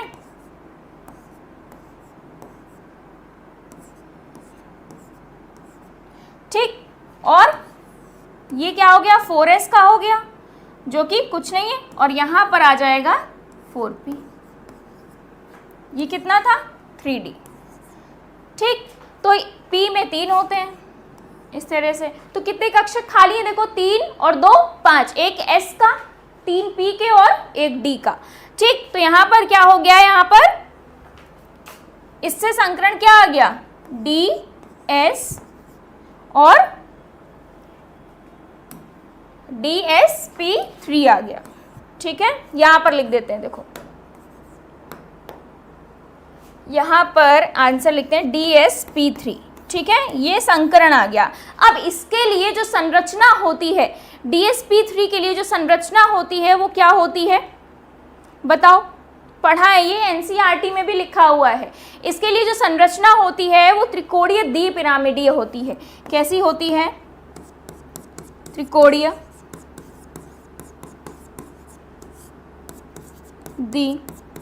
द्विपिरामिडीय। ठीक है, तो ऑप्शंस देखोगे तो चौथा ऑप्शन यहाँ पर करेक्ट है, बाकी के ऑप्शंस यहाँ पर गलत होते हैं। फोर्थ ऑप्शन राइट ऑप्शन होगा यहाँ पर। यहां तक की चीजें सभी को समझ में आ गई, यहां तक का सब कुछ समझ में आ गया, 79 क्वेश्चन तक क्लियर है। नेक्स्ट क्वेश्चन की तरफ आगे बढ़े, नेक्स्ट क्वेश्चन देखें। चलो भाई नेक्स्ट क्वेश्चन देखते हैं जल्दी से, फटाफट इसे हटाते, नोट डाउन करना है, आप नोट डाउन कर सकते हो, फटाफट नोट डाउन करो इसे। ठीक है, नेक्स्ट, अब नेक्स्ट क्वेश्चन, रिक्त स्थान यहां पर दे रखा है, केसी। केसी क्या होता है, साम्य स्थिरांक होता है। ठीक, साम्य स्थिरांक है। ये कह रहा है कि सीमा में अभिकारकों और उत्पादों दोनों की सराहनीय सांद्रताएं मौजूद होती हैं। ये क्वेश्चन डायरेक्ट एनसीईआरटी से आपकी एक लाइन में ही वहां पर आपको दिखेगा। ठीक, एक लाइन में ही डायरेक्ट लिखा हुआ है, पेज नंबर 182 पेज नंबर पर। ठीक, आप देखोगे तो आपको वहीं पर ही इसका आंसर मिल जाएगा, जिसका आंसर है 10 टू द पावर -3 से 10 टू द पावर 3 तक। ठीक है, क्या है? ऑप्शन नंबर 2 इसका राइट आंसर है। बाकी के ऑप्शंस गलत हो गए। बाकी के ऑप्शंस क्या हो गए? गलत हो गए। नेक्स्ट क्वेश्चन की तरफ आगे बढ़े। देखो पेज नंबर 182 है। क्लियर? चलो नेक्स्ट क्वेश्चन देखते हैं। नेक्स्ट क्वेश्चन क्या कह रहा है, पढ़ो। नेक्स्ट क्वेश्चन बोल रहा है 30 डिग्री सेल्सियस पर यानी कि 30 डिग्री सेल्सियस पर बेंजीन का वाष्प दाब कितना है, यानी कि पी नॉट कितना है? 121.8 mmHg। ठीक, अब कह रहे हैं जब 15 ग्राम अवाष्पशील विलय को 250 ग्राम बेंजीन में घोला जाता है। अब देखो यहाँ पर एक चीज ध्यान देने वाली है, 15 ग्राम विलय है, ठीक, और विलय की हमेशा मात्रा कम होगी, विलायक की मात्रा ज्यादा होती है। तो विलायक यहाँ पर कौन हुआ? बेंजीन। यानी कि जो बेंजीन है, बेंजीन की मात्रा जो दे रखी है वो कितना दे रखा है? 250 ग्राम, ठीक, की मात्रा कितना है? 250 ग्राम। विलय की मात्रा कितनी है यहाँ पर? विलय की मात्रा ये है ना, विलय की मात्रा 15 ग्राम। ठीक है, तो अगर ये विलय है तो ये क्या हुआ? ये विलायक हुआ। तो हम ब्रैकेट में इस तरह से इसे विलायक बोल सकते हैं। ठीक, विलायक, ये क्या हुआ? विलायक हुआ। तो विलय और विलायक की मात्रा पता है। अब आगे पढ़ो, इसी में बोला जा रहा है जब बेंजीन को इसमें घोला जा रहा है, ठीक है, 15 ग्राम अवाष्पशील विलय को 250 ग्राम बेंजीन में घोला जा रहा है, तो इसका वाष्प दाब क्या हो जा रहा है? तो इसका वाष्प दाब हो जा रहा है घटकर 120.2। ठीक है, इसका वाष्प दाब घटकर 120.2 हो गया, यानी कि P की वैल्यू दे रखी है यहाँ पर। P की वैल्यू क्या है? क्या लिखेंगे हम लोग? P की वैल्यू यहाँ हम लोग सिंपली लिख देंगे 120.2 है। ठीक, यहाँ तक की चीजें समझ में आ गई। P नॉट दे रखा है, P दे रखा है, विलय की मात्रा दे रखी है, विलायक की मात्रा दे रखी है। अब बताया जा रहा है विलय का आणविक भार। ठीक, यहाँ पर हमें क्या ज्ञात करना है? विलय का आणविक भार बताना है। अब यहाँ पर विलायक का आणविक भार पहले ही दे रखा है। विलायक कौन है? बेंजीन। बेंजीन का यहाँ पर ऑलरेडी भार दे रखा है। ठीक, तो बेंजीन का भार हम लिख सकते हैं यहाँ पर, बेंजीन का आणविक भार यानी कि एटॉमिक वेट इस तरह से लिख देंगे इसका। ठीक है, कितना आ जाएगा? 78 यानी कि 78। क्लियर? यहाँ पर मॉलिक्यूलर वेट हो जाएगा ये। ठीक है, मॉलिक्यूलर वेट यानी कि आणविक भार। अब इसे सॉल्व करना है। सबसे पहले विलय दे रखा है, विलायक दे रखा है। ठीक, अब हम मोलों की संख्या निकाल सकते हैं। तो यहाँ पर अगर विलायक के मोलों की संख्या मैं बोलूँ निकालो, तो कैसे निकालोगे? विलायक के जो विलयन है इसमें, ठीक, इसके मोलों की संख्या अगर हमें ज्ञात करनी है तो विलायक के मोलों की संख्या निकालोगे तो क्या आ जाएगा? फॉर्मूला क्या होता है सभी को पता है, N इक्वल्स टू W/M। ठीक, N किसके लिए? बेंजीन के लिए, B लिख दे रहे हैं बेंजीन के लिए। ठीक है, विलायक के लिए आप ये भी कह सकते हो। तो यहाँ पर दिया कितना है? 250 ग्राम। इसका भार कितना है? 78। यानी कि यहाँ पर इसके मोलों की संख्या कितनी हो गई? विलायक के मोलों की संख्या इतनी। इसी तरह विलय के, यहाँ पर विलय के मोलों की संख्या, विलय के मोलों की संख्या क्या होगी? विलय के मोलों की संख्या बताओ। सेम फॉर्मूला लगेगा, N इक्वल्स टू W/M। इसे 1 कर देते हैं क्योंकि यही तो ज्ञात करना है हमें। हमें ये पता है 15/M1 हो जाएगा। यही हमें क्वेश्चन में ज्ञात करना है। अब देखो P नॉट दे रखा है, P दे रखा है। राउल्ट के नियम के अनुसार अगर आप देखोगे, राउल्ट के नियमानुसार क्या होगा फॉर्मूला, राउल्ट के नियम अनुसार देखो क्या होगा यहाँ पर, P naught minus P upon P naught is equals to क्या हो जाता है, विलय के मोलों की संख्या बटे में विलायक के मोलों की संख्या। ठीक, क्या हो जाएगा यहाँ पर, विलय और विलायक जो भी है यहाँ पर, इसको ये हो गया विलायक के मोलों की संख्या, ठीक, और ये किसके लिए है, विलय के मोलों की संख्या। तो आप विलय वाले को कैपिटल एन से लिख देते हो। क्यों लिखा जा रहा है ये, जिससे आपको कंफ्यूजन ना हो, तो कैपिटल एन से लिख दिया। क्लियर है इतनी चीजें। तो यहाँ पर क्या करना है, जस्ट वैल्यू पुट कर देनी है। यहाँ पर क्या करना है, जस्ट आपको वैल्यू पुट कर देनी है। पी नॉट की वैल्यू देखो क्या लिखी है, 121.8 माइनस 120.2 बटे 121.8। ठीक, यहाँ पर क्या हो जाएगा, 121 इक्वल टू में जाओगे तो विलायक के मोलों की संख्या 250/78 अपॉन विलय के मोलों की संख्या 15/m1। बस ये इक्वेशन बन गई है। अब आपको इस इक्वेशन को सॉल्व कर लेना है। जैसे ही आप ये इक्वेशन सॉल्व कर लोगे, ठीक है, जैसे ही आप ये इक्वेशन सॉल्व कर लोगे तो आपका जो m वाला आंसर है वो कितना आ जाएगा, यहाँ पर लिख दे रहे हैं, m का जो आंसर आएगा वो आएगा 356.26। ठीक, क्या आ जाएगा, 356.26 ग्राम मोल इनवर्स। ठीक, ये क्या है, आणविक भार हमें विलय का पता चल गया। यहाँ तक कोई दिक्कत, फटाफट नोट डाउन कर लो, जल्दी से नोट डाउन कर लो,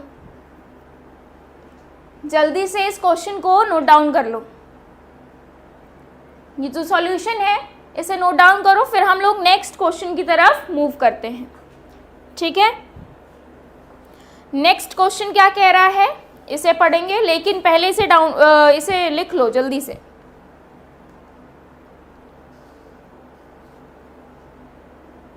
बढ़े आगे, नेक्स्ट क्वेश्चन देखो, 82 क्वेश्चन बोल रहा है आवर्त सारणी के लंबे रूप में शामिल है।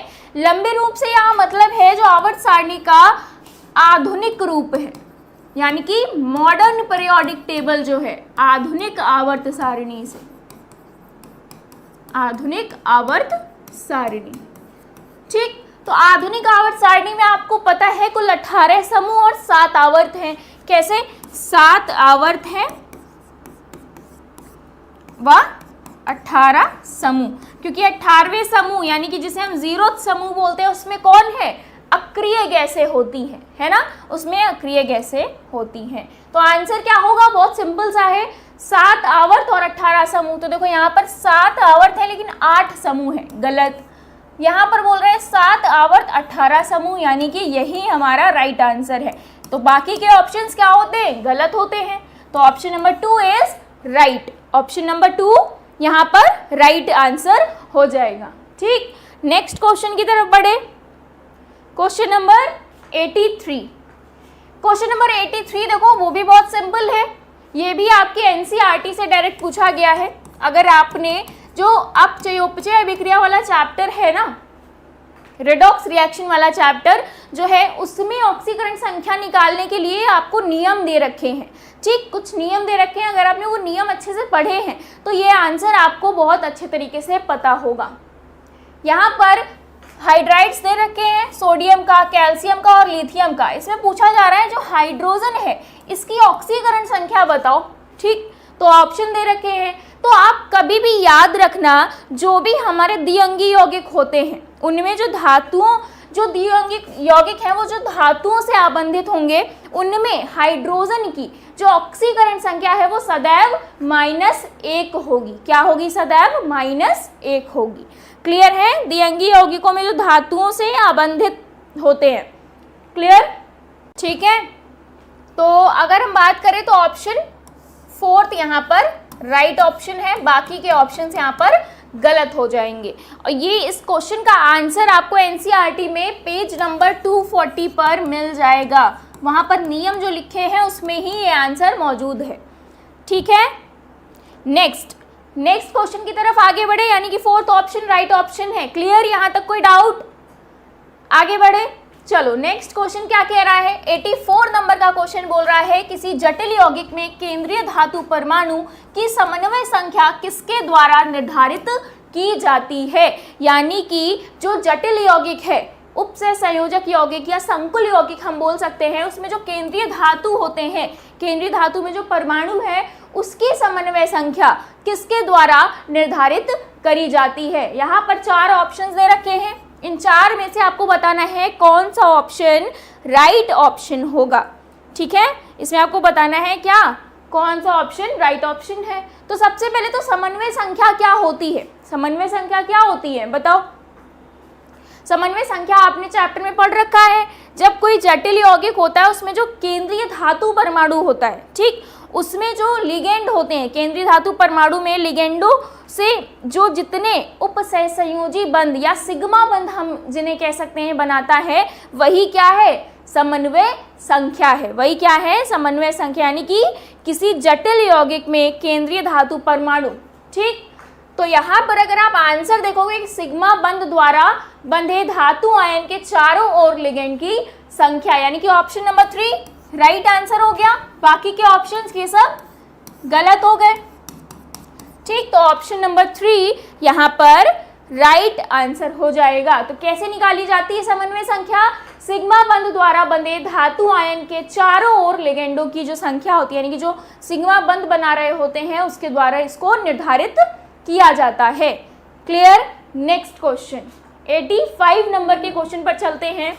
इसमें पूछा जा रहा है कौन सा कथन विकल्प का सही गुण प्रदर्शित नहीं कर रहा है।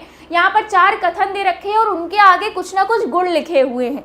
जैसे कि पहले कथन में एक कथन दे रखा है और बोला क्या है, क्या ये कथन बढ़ती ऑक्सीकरण अवस्था को प्रदर्शित कर रहा है, तो आपको देखना है। इसी तरह दूसरा, तीसरा और चौथा, इस तरह से 4 कथन दे रखे हैं, तो आपको बताना है कौन सा है जो सही गुणों को प्रदर्शित नहीं कर रहा है। बताओ जल्दी से। इसमें देखो जो मैग्नीज है ना, ये सारे तो सही हैं, ये सारे सही हैं, ठीक।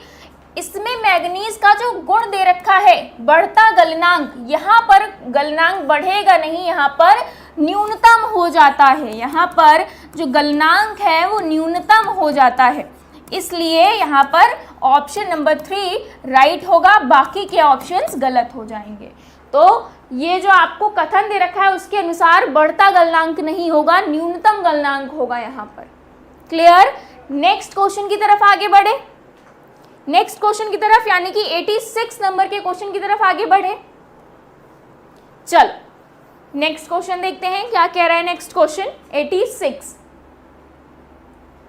86 बोल रहा है अमोनिया गैस की 298 केल्विन पर बनने की ऊर्जा -46.11 किलो जूल मोल इनवर्स है। निम्न में से किस अभिक्रिया द्वारा यह मान दर्शाया जाएगा। यानी कि जब अमोनिया बन रहा है 298 केल्विन पर, तो जो ऊर्जा लगी -46.11 लगी किलो जूल मोल इनवर्स। तो उसमें बोला जा रहा है तो अभिक्रिया किस तरह की दिखेगी, अभिक्रिया किस तरह की दिखेगी। तो आपको बताना है, देखो यहाँ पर जो क्वेश्चन ये पूछा गया है ये मानक संभवन ऊर्जा से पूछा गया है। किससे, मानक संभवन ऊर्जा, जिसे हम लोग डेल्टा HF से लिखते हैं, ठीक। किससे लिखते हैं, डेल्टा HF से लिखते हैं। क्लियर। तो मानक संभवन ऊर्जा आपको पता है, क्लियर, डेल्टा HF से लिखते हैं इसे। अब यहाँ पर क्या होता है ना, जो मानक संभवन ऊर्जा है तो यहाँ पर अभिक्रियाएं हर एक मानक अवस्थाओं में होती हैं। जैसे कि आप देखोगे तो 298 केल्विन यानी कि 25 डिग्री सेल्सियस को अगर केल्विन में चेंज करो 298 केल्विन आ गया, इस पर होगी 1 मोल उत्पाद बनेगा। दाब की अगर बात करोगे तो 1 वायुमंडलीय दाब यहाँ पर लिया जाना चाहिए, जो टेम्परेचर है वो इस तरह का लिया जाना चाहिए। यानी कि हर एक चीज़ एक मानक अवस्था में होगी और यहाँ पर जो उत्पाद होंगे, अभिकर्मक होंगे, उनकी अवस्थाएं भी मानक होंगी, ठीक। तो जो भी उत्पाद बन रहा होगा, जो भी यहाँ पर अभिकारक लेंगे, वो एक ही अवस्था में होने चाहिए। तो सबसे पहले तो हमें हिंट यहाँ पर मिल गया कि अगर ऑप्शन में देखोगे यहाँ गैस है, यहाँ गैस है, यहाँ लिक्विड, तो ये आंसर गलत। यहाँ पर अगर तीनों में देखोगे तो सब में सेम है। तो चलो एक ऑप्शन तो चला गया, अब हमारा कॉम्पिटिशन इन 3 ऑप्शन से है, ठीक। तो 1 मोल बनेगा, हमने ये भी बताया आपको 1 मोल बनेगा, तो यहाँ पर तो 2 मोल बन रहे हैं, तो ये भी गलत हो गया, ये भी गलत हो गया। अब बचा 2, ठीक, अब बचा 2 यहाँ पर। तो अगर हम बात करें इसके रिएक्शन की, ठीक, सबसे पहले तो मानक अवस्थाएं लिख दें। ताप 298 केल्विन, दाब 1 वायुमंडलीय,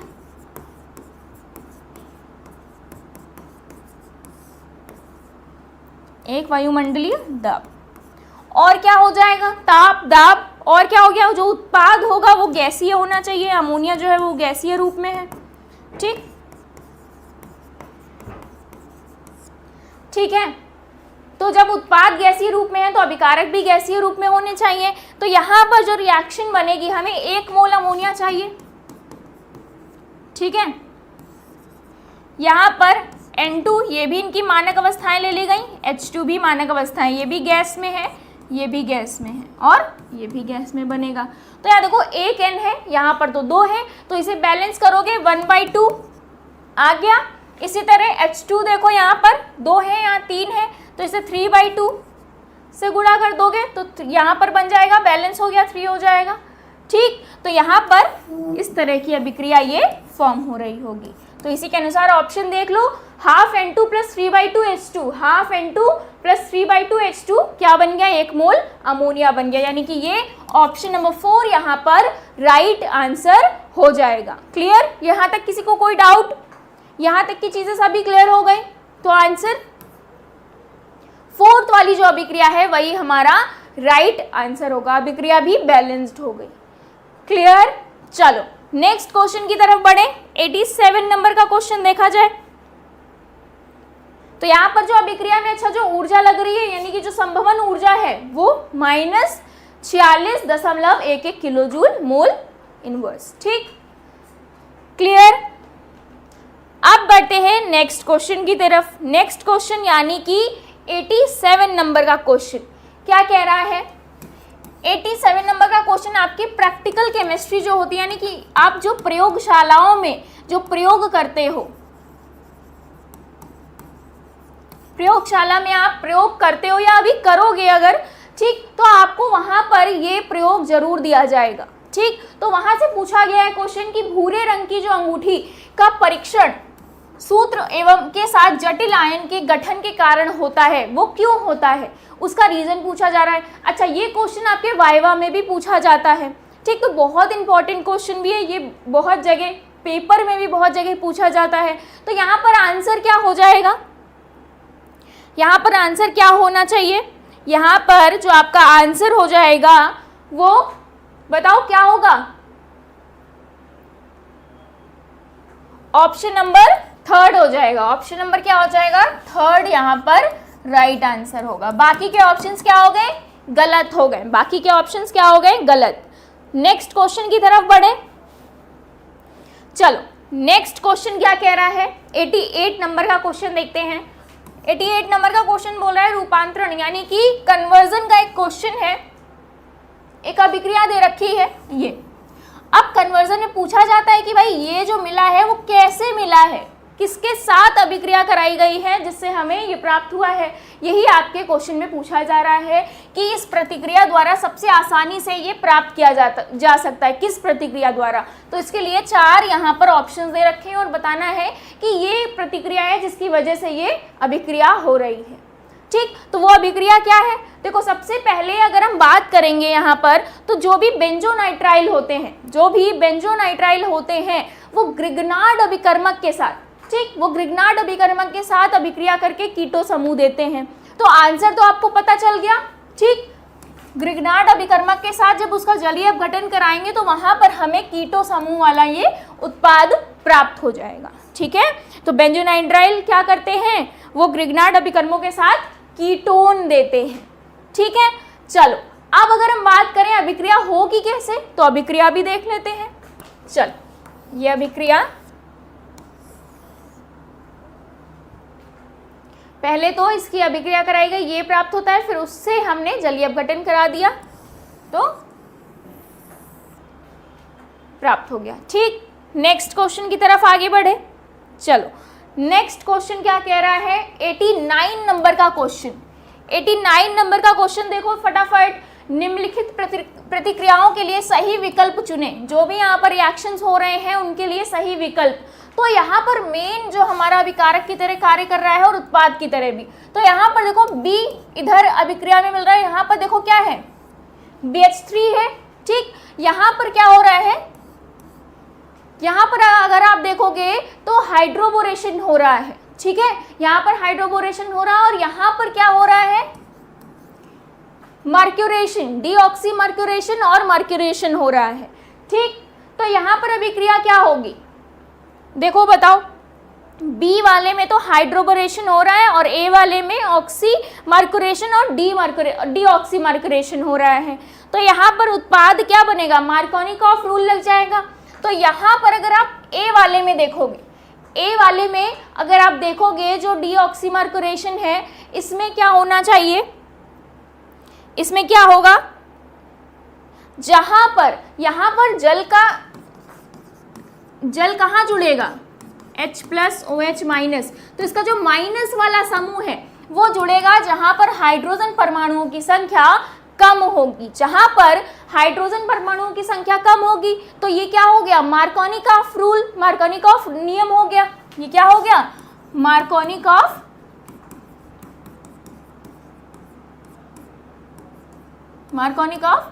नियम। ठीक, जहां पर जो निगेटिव पार्ट है वो कहां पर जाकर जुड़ रहा है, जहां पर हाइड्रोजन परमाणुओं की संख्या कम है।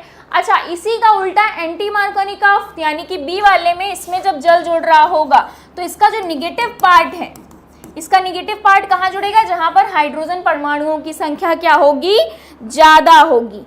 ठीक, जहां पर हाइड्रोजन परमाणुओं की संख्या क्या हो जाएगी, ज्यादा हो जाएगी। तो ए यहाँ पर क्या है, मार्कोनिकॉफ नियम को कर रहा है, ये बी एंटी मार्कोनिकॉफ नियम को। तो ऑप्शन क्या कह रहे हैं, ए और बी दोनों मार्कोनिकॉफ का योगात्मक उत्पाद है, नहीं। बी कह रहा है ए मार्कोनिकॉफ उत्पाद है और बी एंटी मार्कोनिकॉफ उत्पाद है, बिल्कुल सही। ए और बी दोनों एंटी मार्कोनिकॉफ नहीं। तो ऑप्शन नंबर 2 यहाँ पर राइट आंसर हो जाएगा। ठीक, क्लियर। चलो नेक्स्ट क्वेश्चन की तरफ बढ़े, 90 नंबर क्वेश्चन।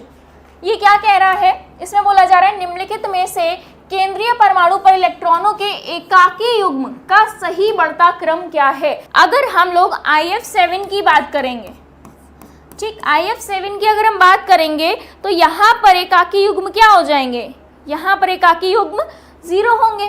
ठीक, IF5 की अगर बात करोगे तो यहाँ पर एकाकी युग्म कितने हो जाते हैं, 1 हो जाता है। ठीक, एकाकी युग्म यानी कि लोन पेयर। XeF2 की अगर बात करोगे तो वहाँ पर 3 होते हैं, वहाँ पर 3 होते हैं। क्या होते हैं, XeF2 में 3 होते हैं। कुछ ऐसे आपने देखा होगा, कुछ संरचना बन रही होती है ना XeF2 में, तो वहाँ पर 3 एकाकी युग्म हो रहे होते हैं। अच्छा, तो अगर इस हिसाब से देखो 0, 1, फिर उसके बाद एक और, इसमें देखो बताओ कितने एकाकी युग्म होने चाहिए, 2। ठीक, इसमें 2 होते हैं। अब इसको अगर आप लाइन से लगाओगे तो सबसे पहले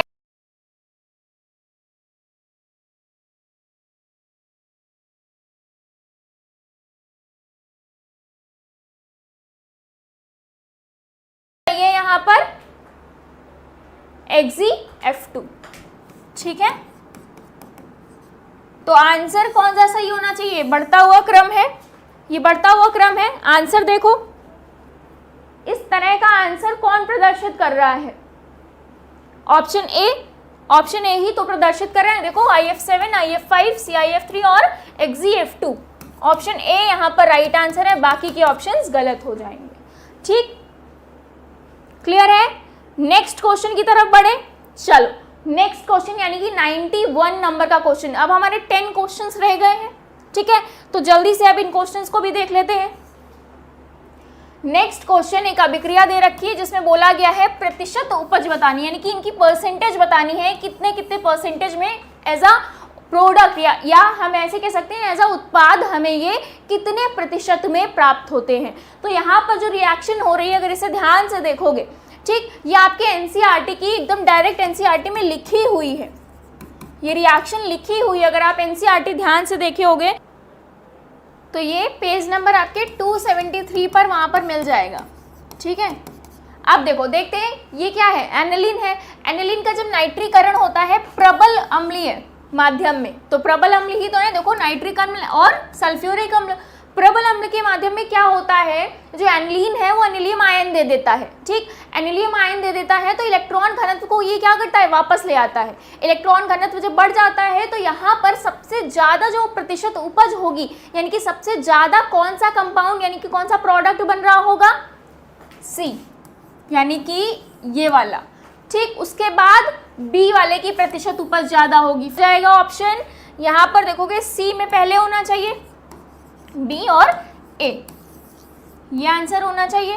तो ऑप्शन 1 इज राइट ऑप्शन। बाकी के ऑप्शंस यहाँ पर गलत हो गए, बाकी के ऑप्शन क्या हो गए, गलत हो गए।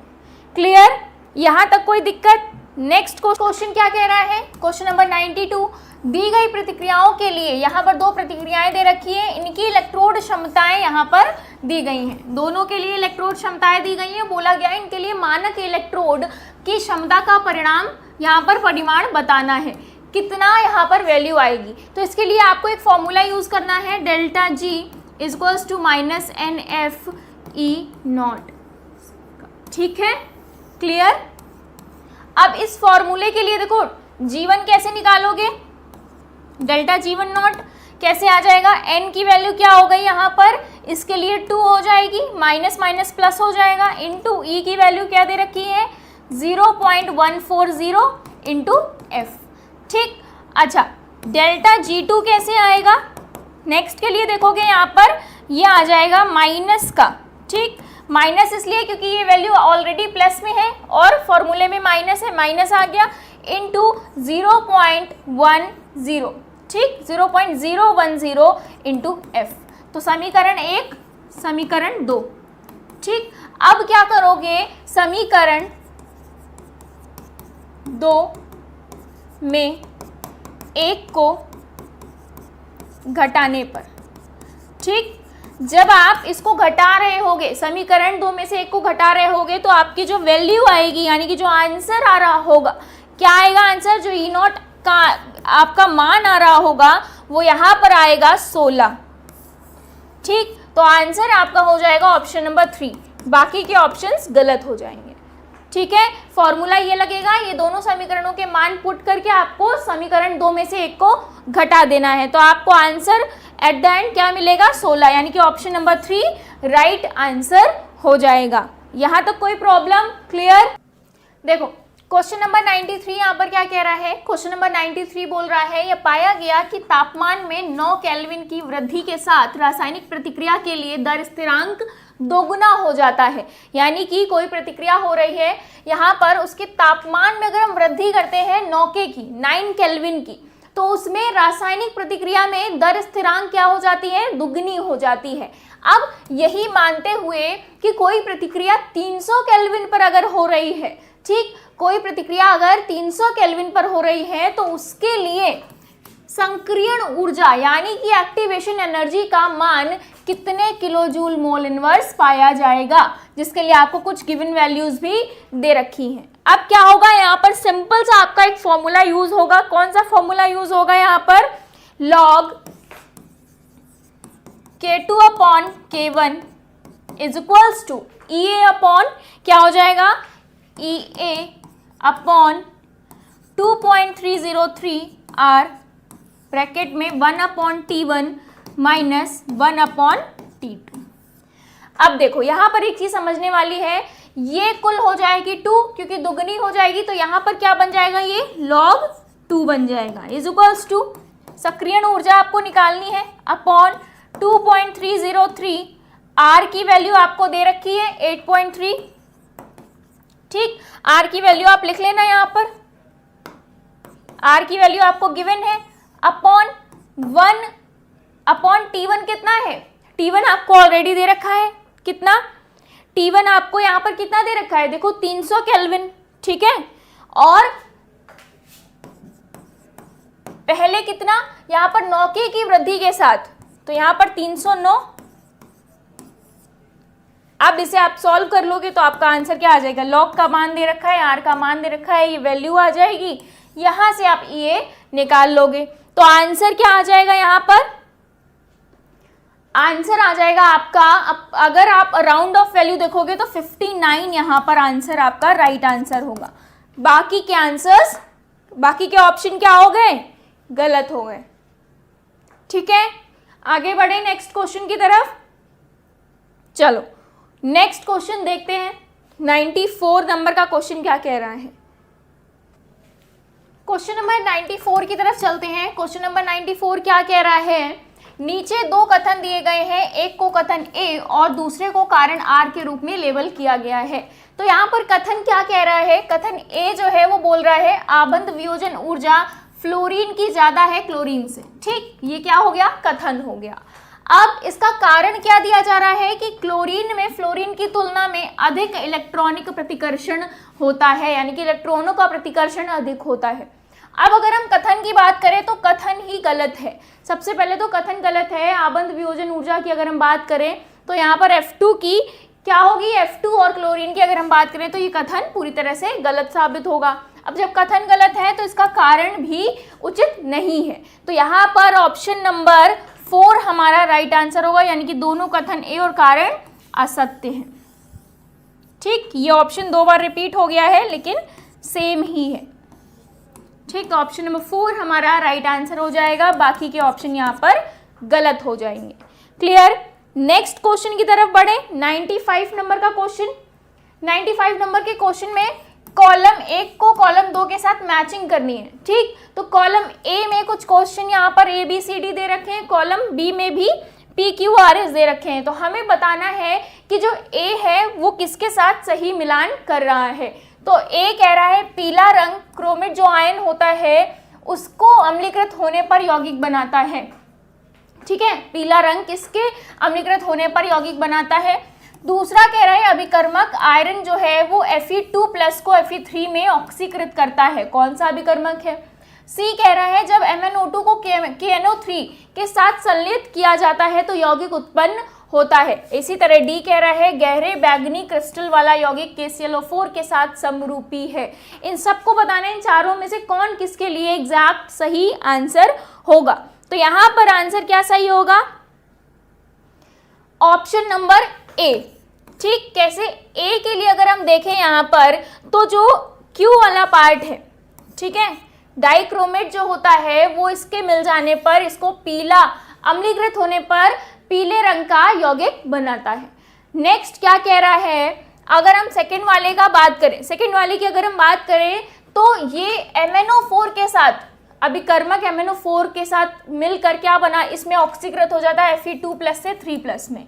ठीक, थर्ड यहाँ पर सी की बात करें तो RK2MnO4 के साथ मिलकर ये संलित होकर यौगिक उत्पन्न करता है।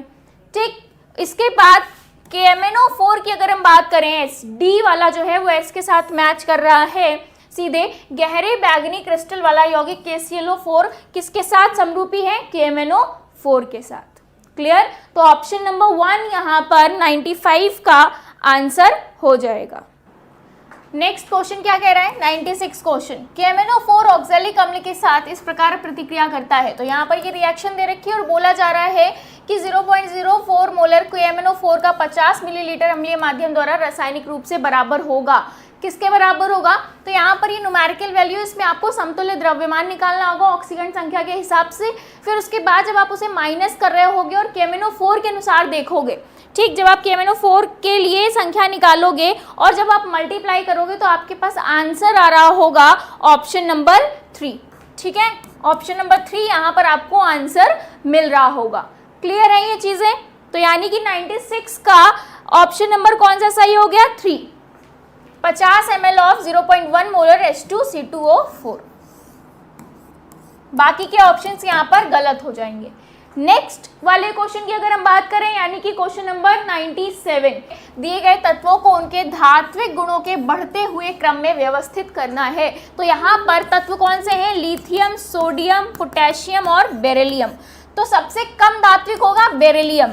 ठीक, उससे ज्यादा धात्विक कौन होगा? यहाँ पर लिथियम। फिर होगा सोडियम और सबसे ज्यादा धात्विक गुण जो प्रदर्शित करेगा वो पोटेशियम होगा। तो ये आपके धात्विक गुणों के बढ़ते हुए क्रम को व्यवस्थित करना था, तो ये क्रम आपको मिलता है। अब ऑप्शन में देखें तो ऑप्शन कौन सा सही कह रहा है, ऑप्शन नंबर 1 या 2, कौन सा ऑप्शन सही होगा? देखो 1 में तो लिथियम पहले है, बेरिलियम किस में पहले है? 2 में, तो यानी कि ऑप्शन नंबर 2 यहाँ पर राइट आंसर हो जाएगा। ठीक है, ऑप्शन नंबर 2 राइट। क्लियर है? नेक्स्ट क्वेश्चन की तरफ बढ़े। 98 नंबर का क्वेश्चन क्या कह रहा है? 98 नंबर का क्वेश्चन देखो, इसमें अभिक्रिया दे रखी है, निम्नलिखित में से कौन सी प्रतिक्रिया दी गई शर्तों के तहत सब्ट्रैक्ट और उत्पाद के सही संयोजन का प्रतिनिधित्व नहीं करती है? इनमें से कौन है जो सब्ट्रैक्ट और उत्पाद के संयोजन का सही संयोजन का प्रतिनिधित्व नहीं करती है? तो आपको इसमें बताना है क्या आंसर सही होगा, बताओ। इसमें अगर आप देखोगे कौन सा ऑप्शन है, ए, बी, सी और डी, 4 यहाँ पर अभिक्रियाएं दे रखी हैं, इनमें से कौन सा आपको लग रहा है सही होगा? तो यहाँ पर जो आपका आंसर सही होगा इसके अकॉर्डिंग ऑप्शन डी सही होगा। क्यों? क्योंकि यहाँ पर अगर आप ध्यान से देखोगे तो Na2Cr2O7 क्या होता है? प्रबल ऑक्सीकारक होता है, प्रबल ऑक्सीकारक होता है।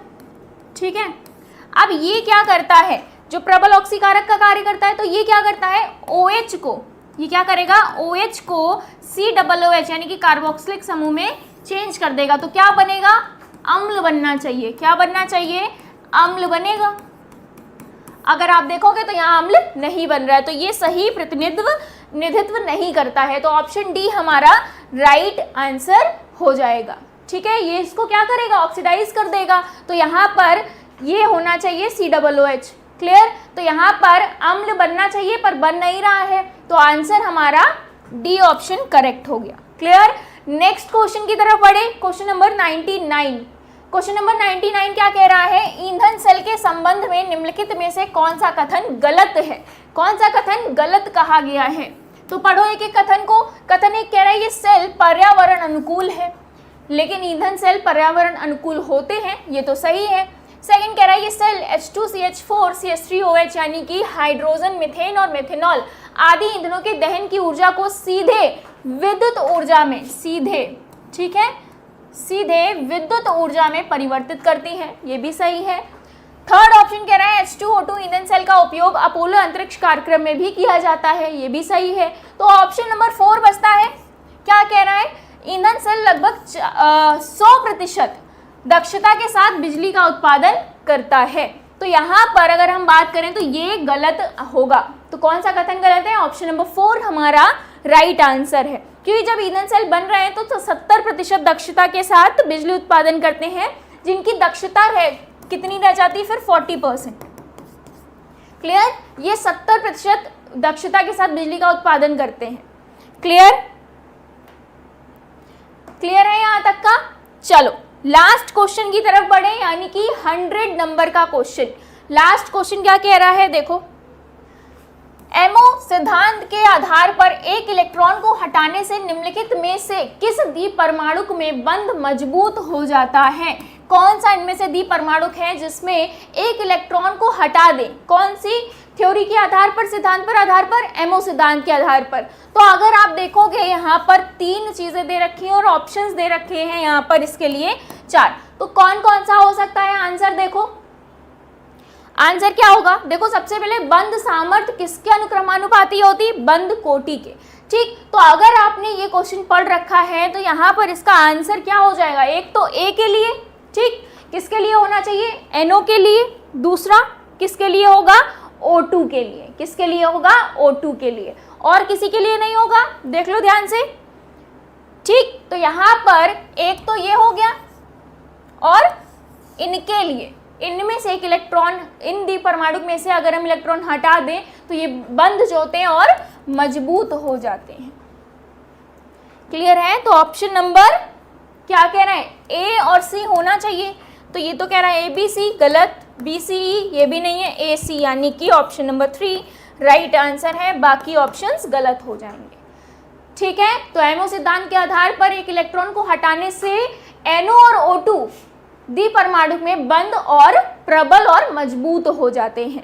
क्लियर यहाँ तक की चीजें? तो यहाँ तक का जो हमारा 100 क्वेश्चन थे 75 से 76 से वो यहाँ पर कंप्लीट होते हैं, यानी कि ये डिस्कशन यहाँ पर आज ही खत्म होता है। आशा करती हूँ आप सभी को ये डिस्कशन अच्छे से समझ में आ गया होगा। मिलते हैं अपने नेक्स्ट डिस्कशन में, तब तक के लिए bye bye, take care, thank you.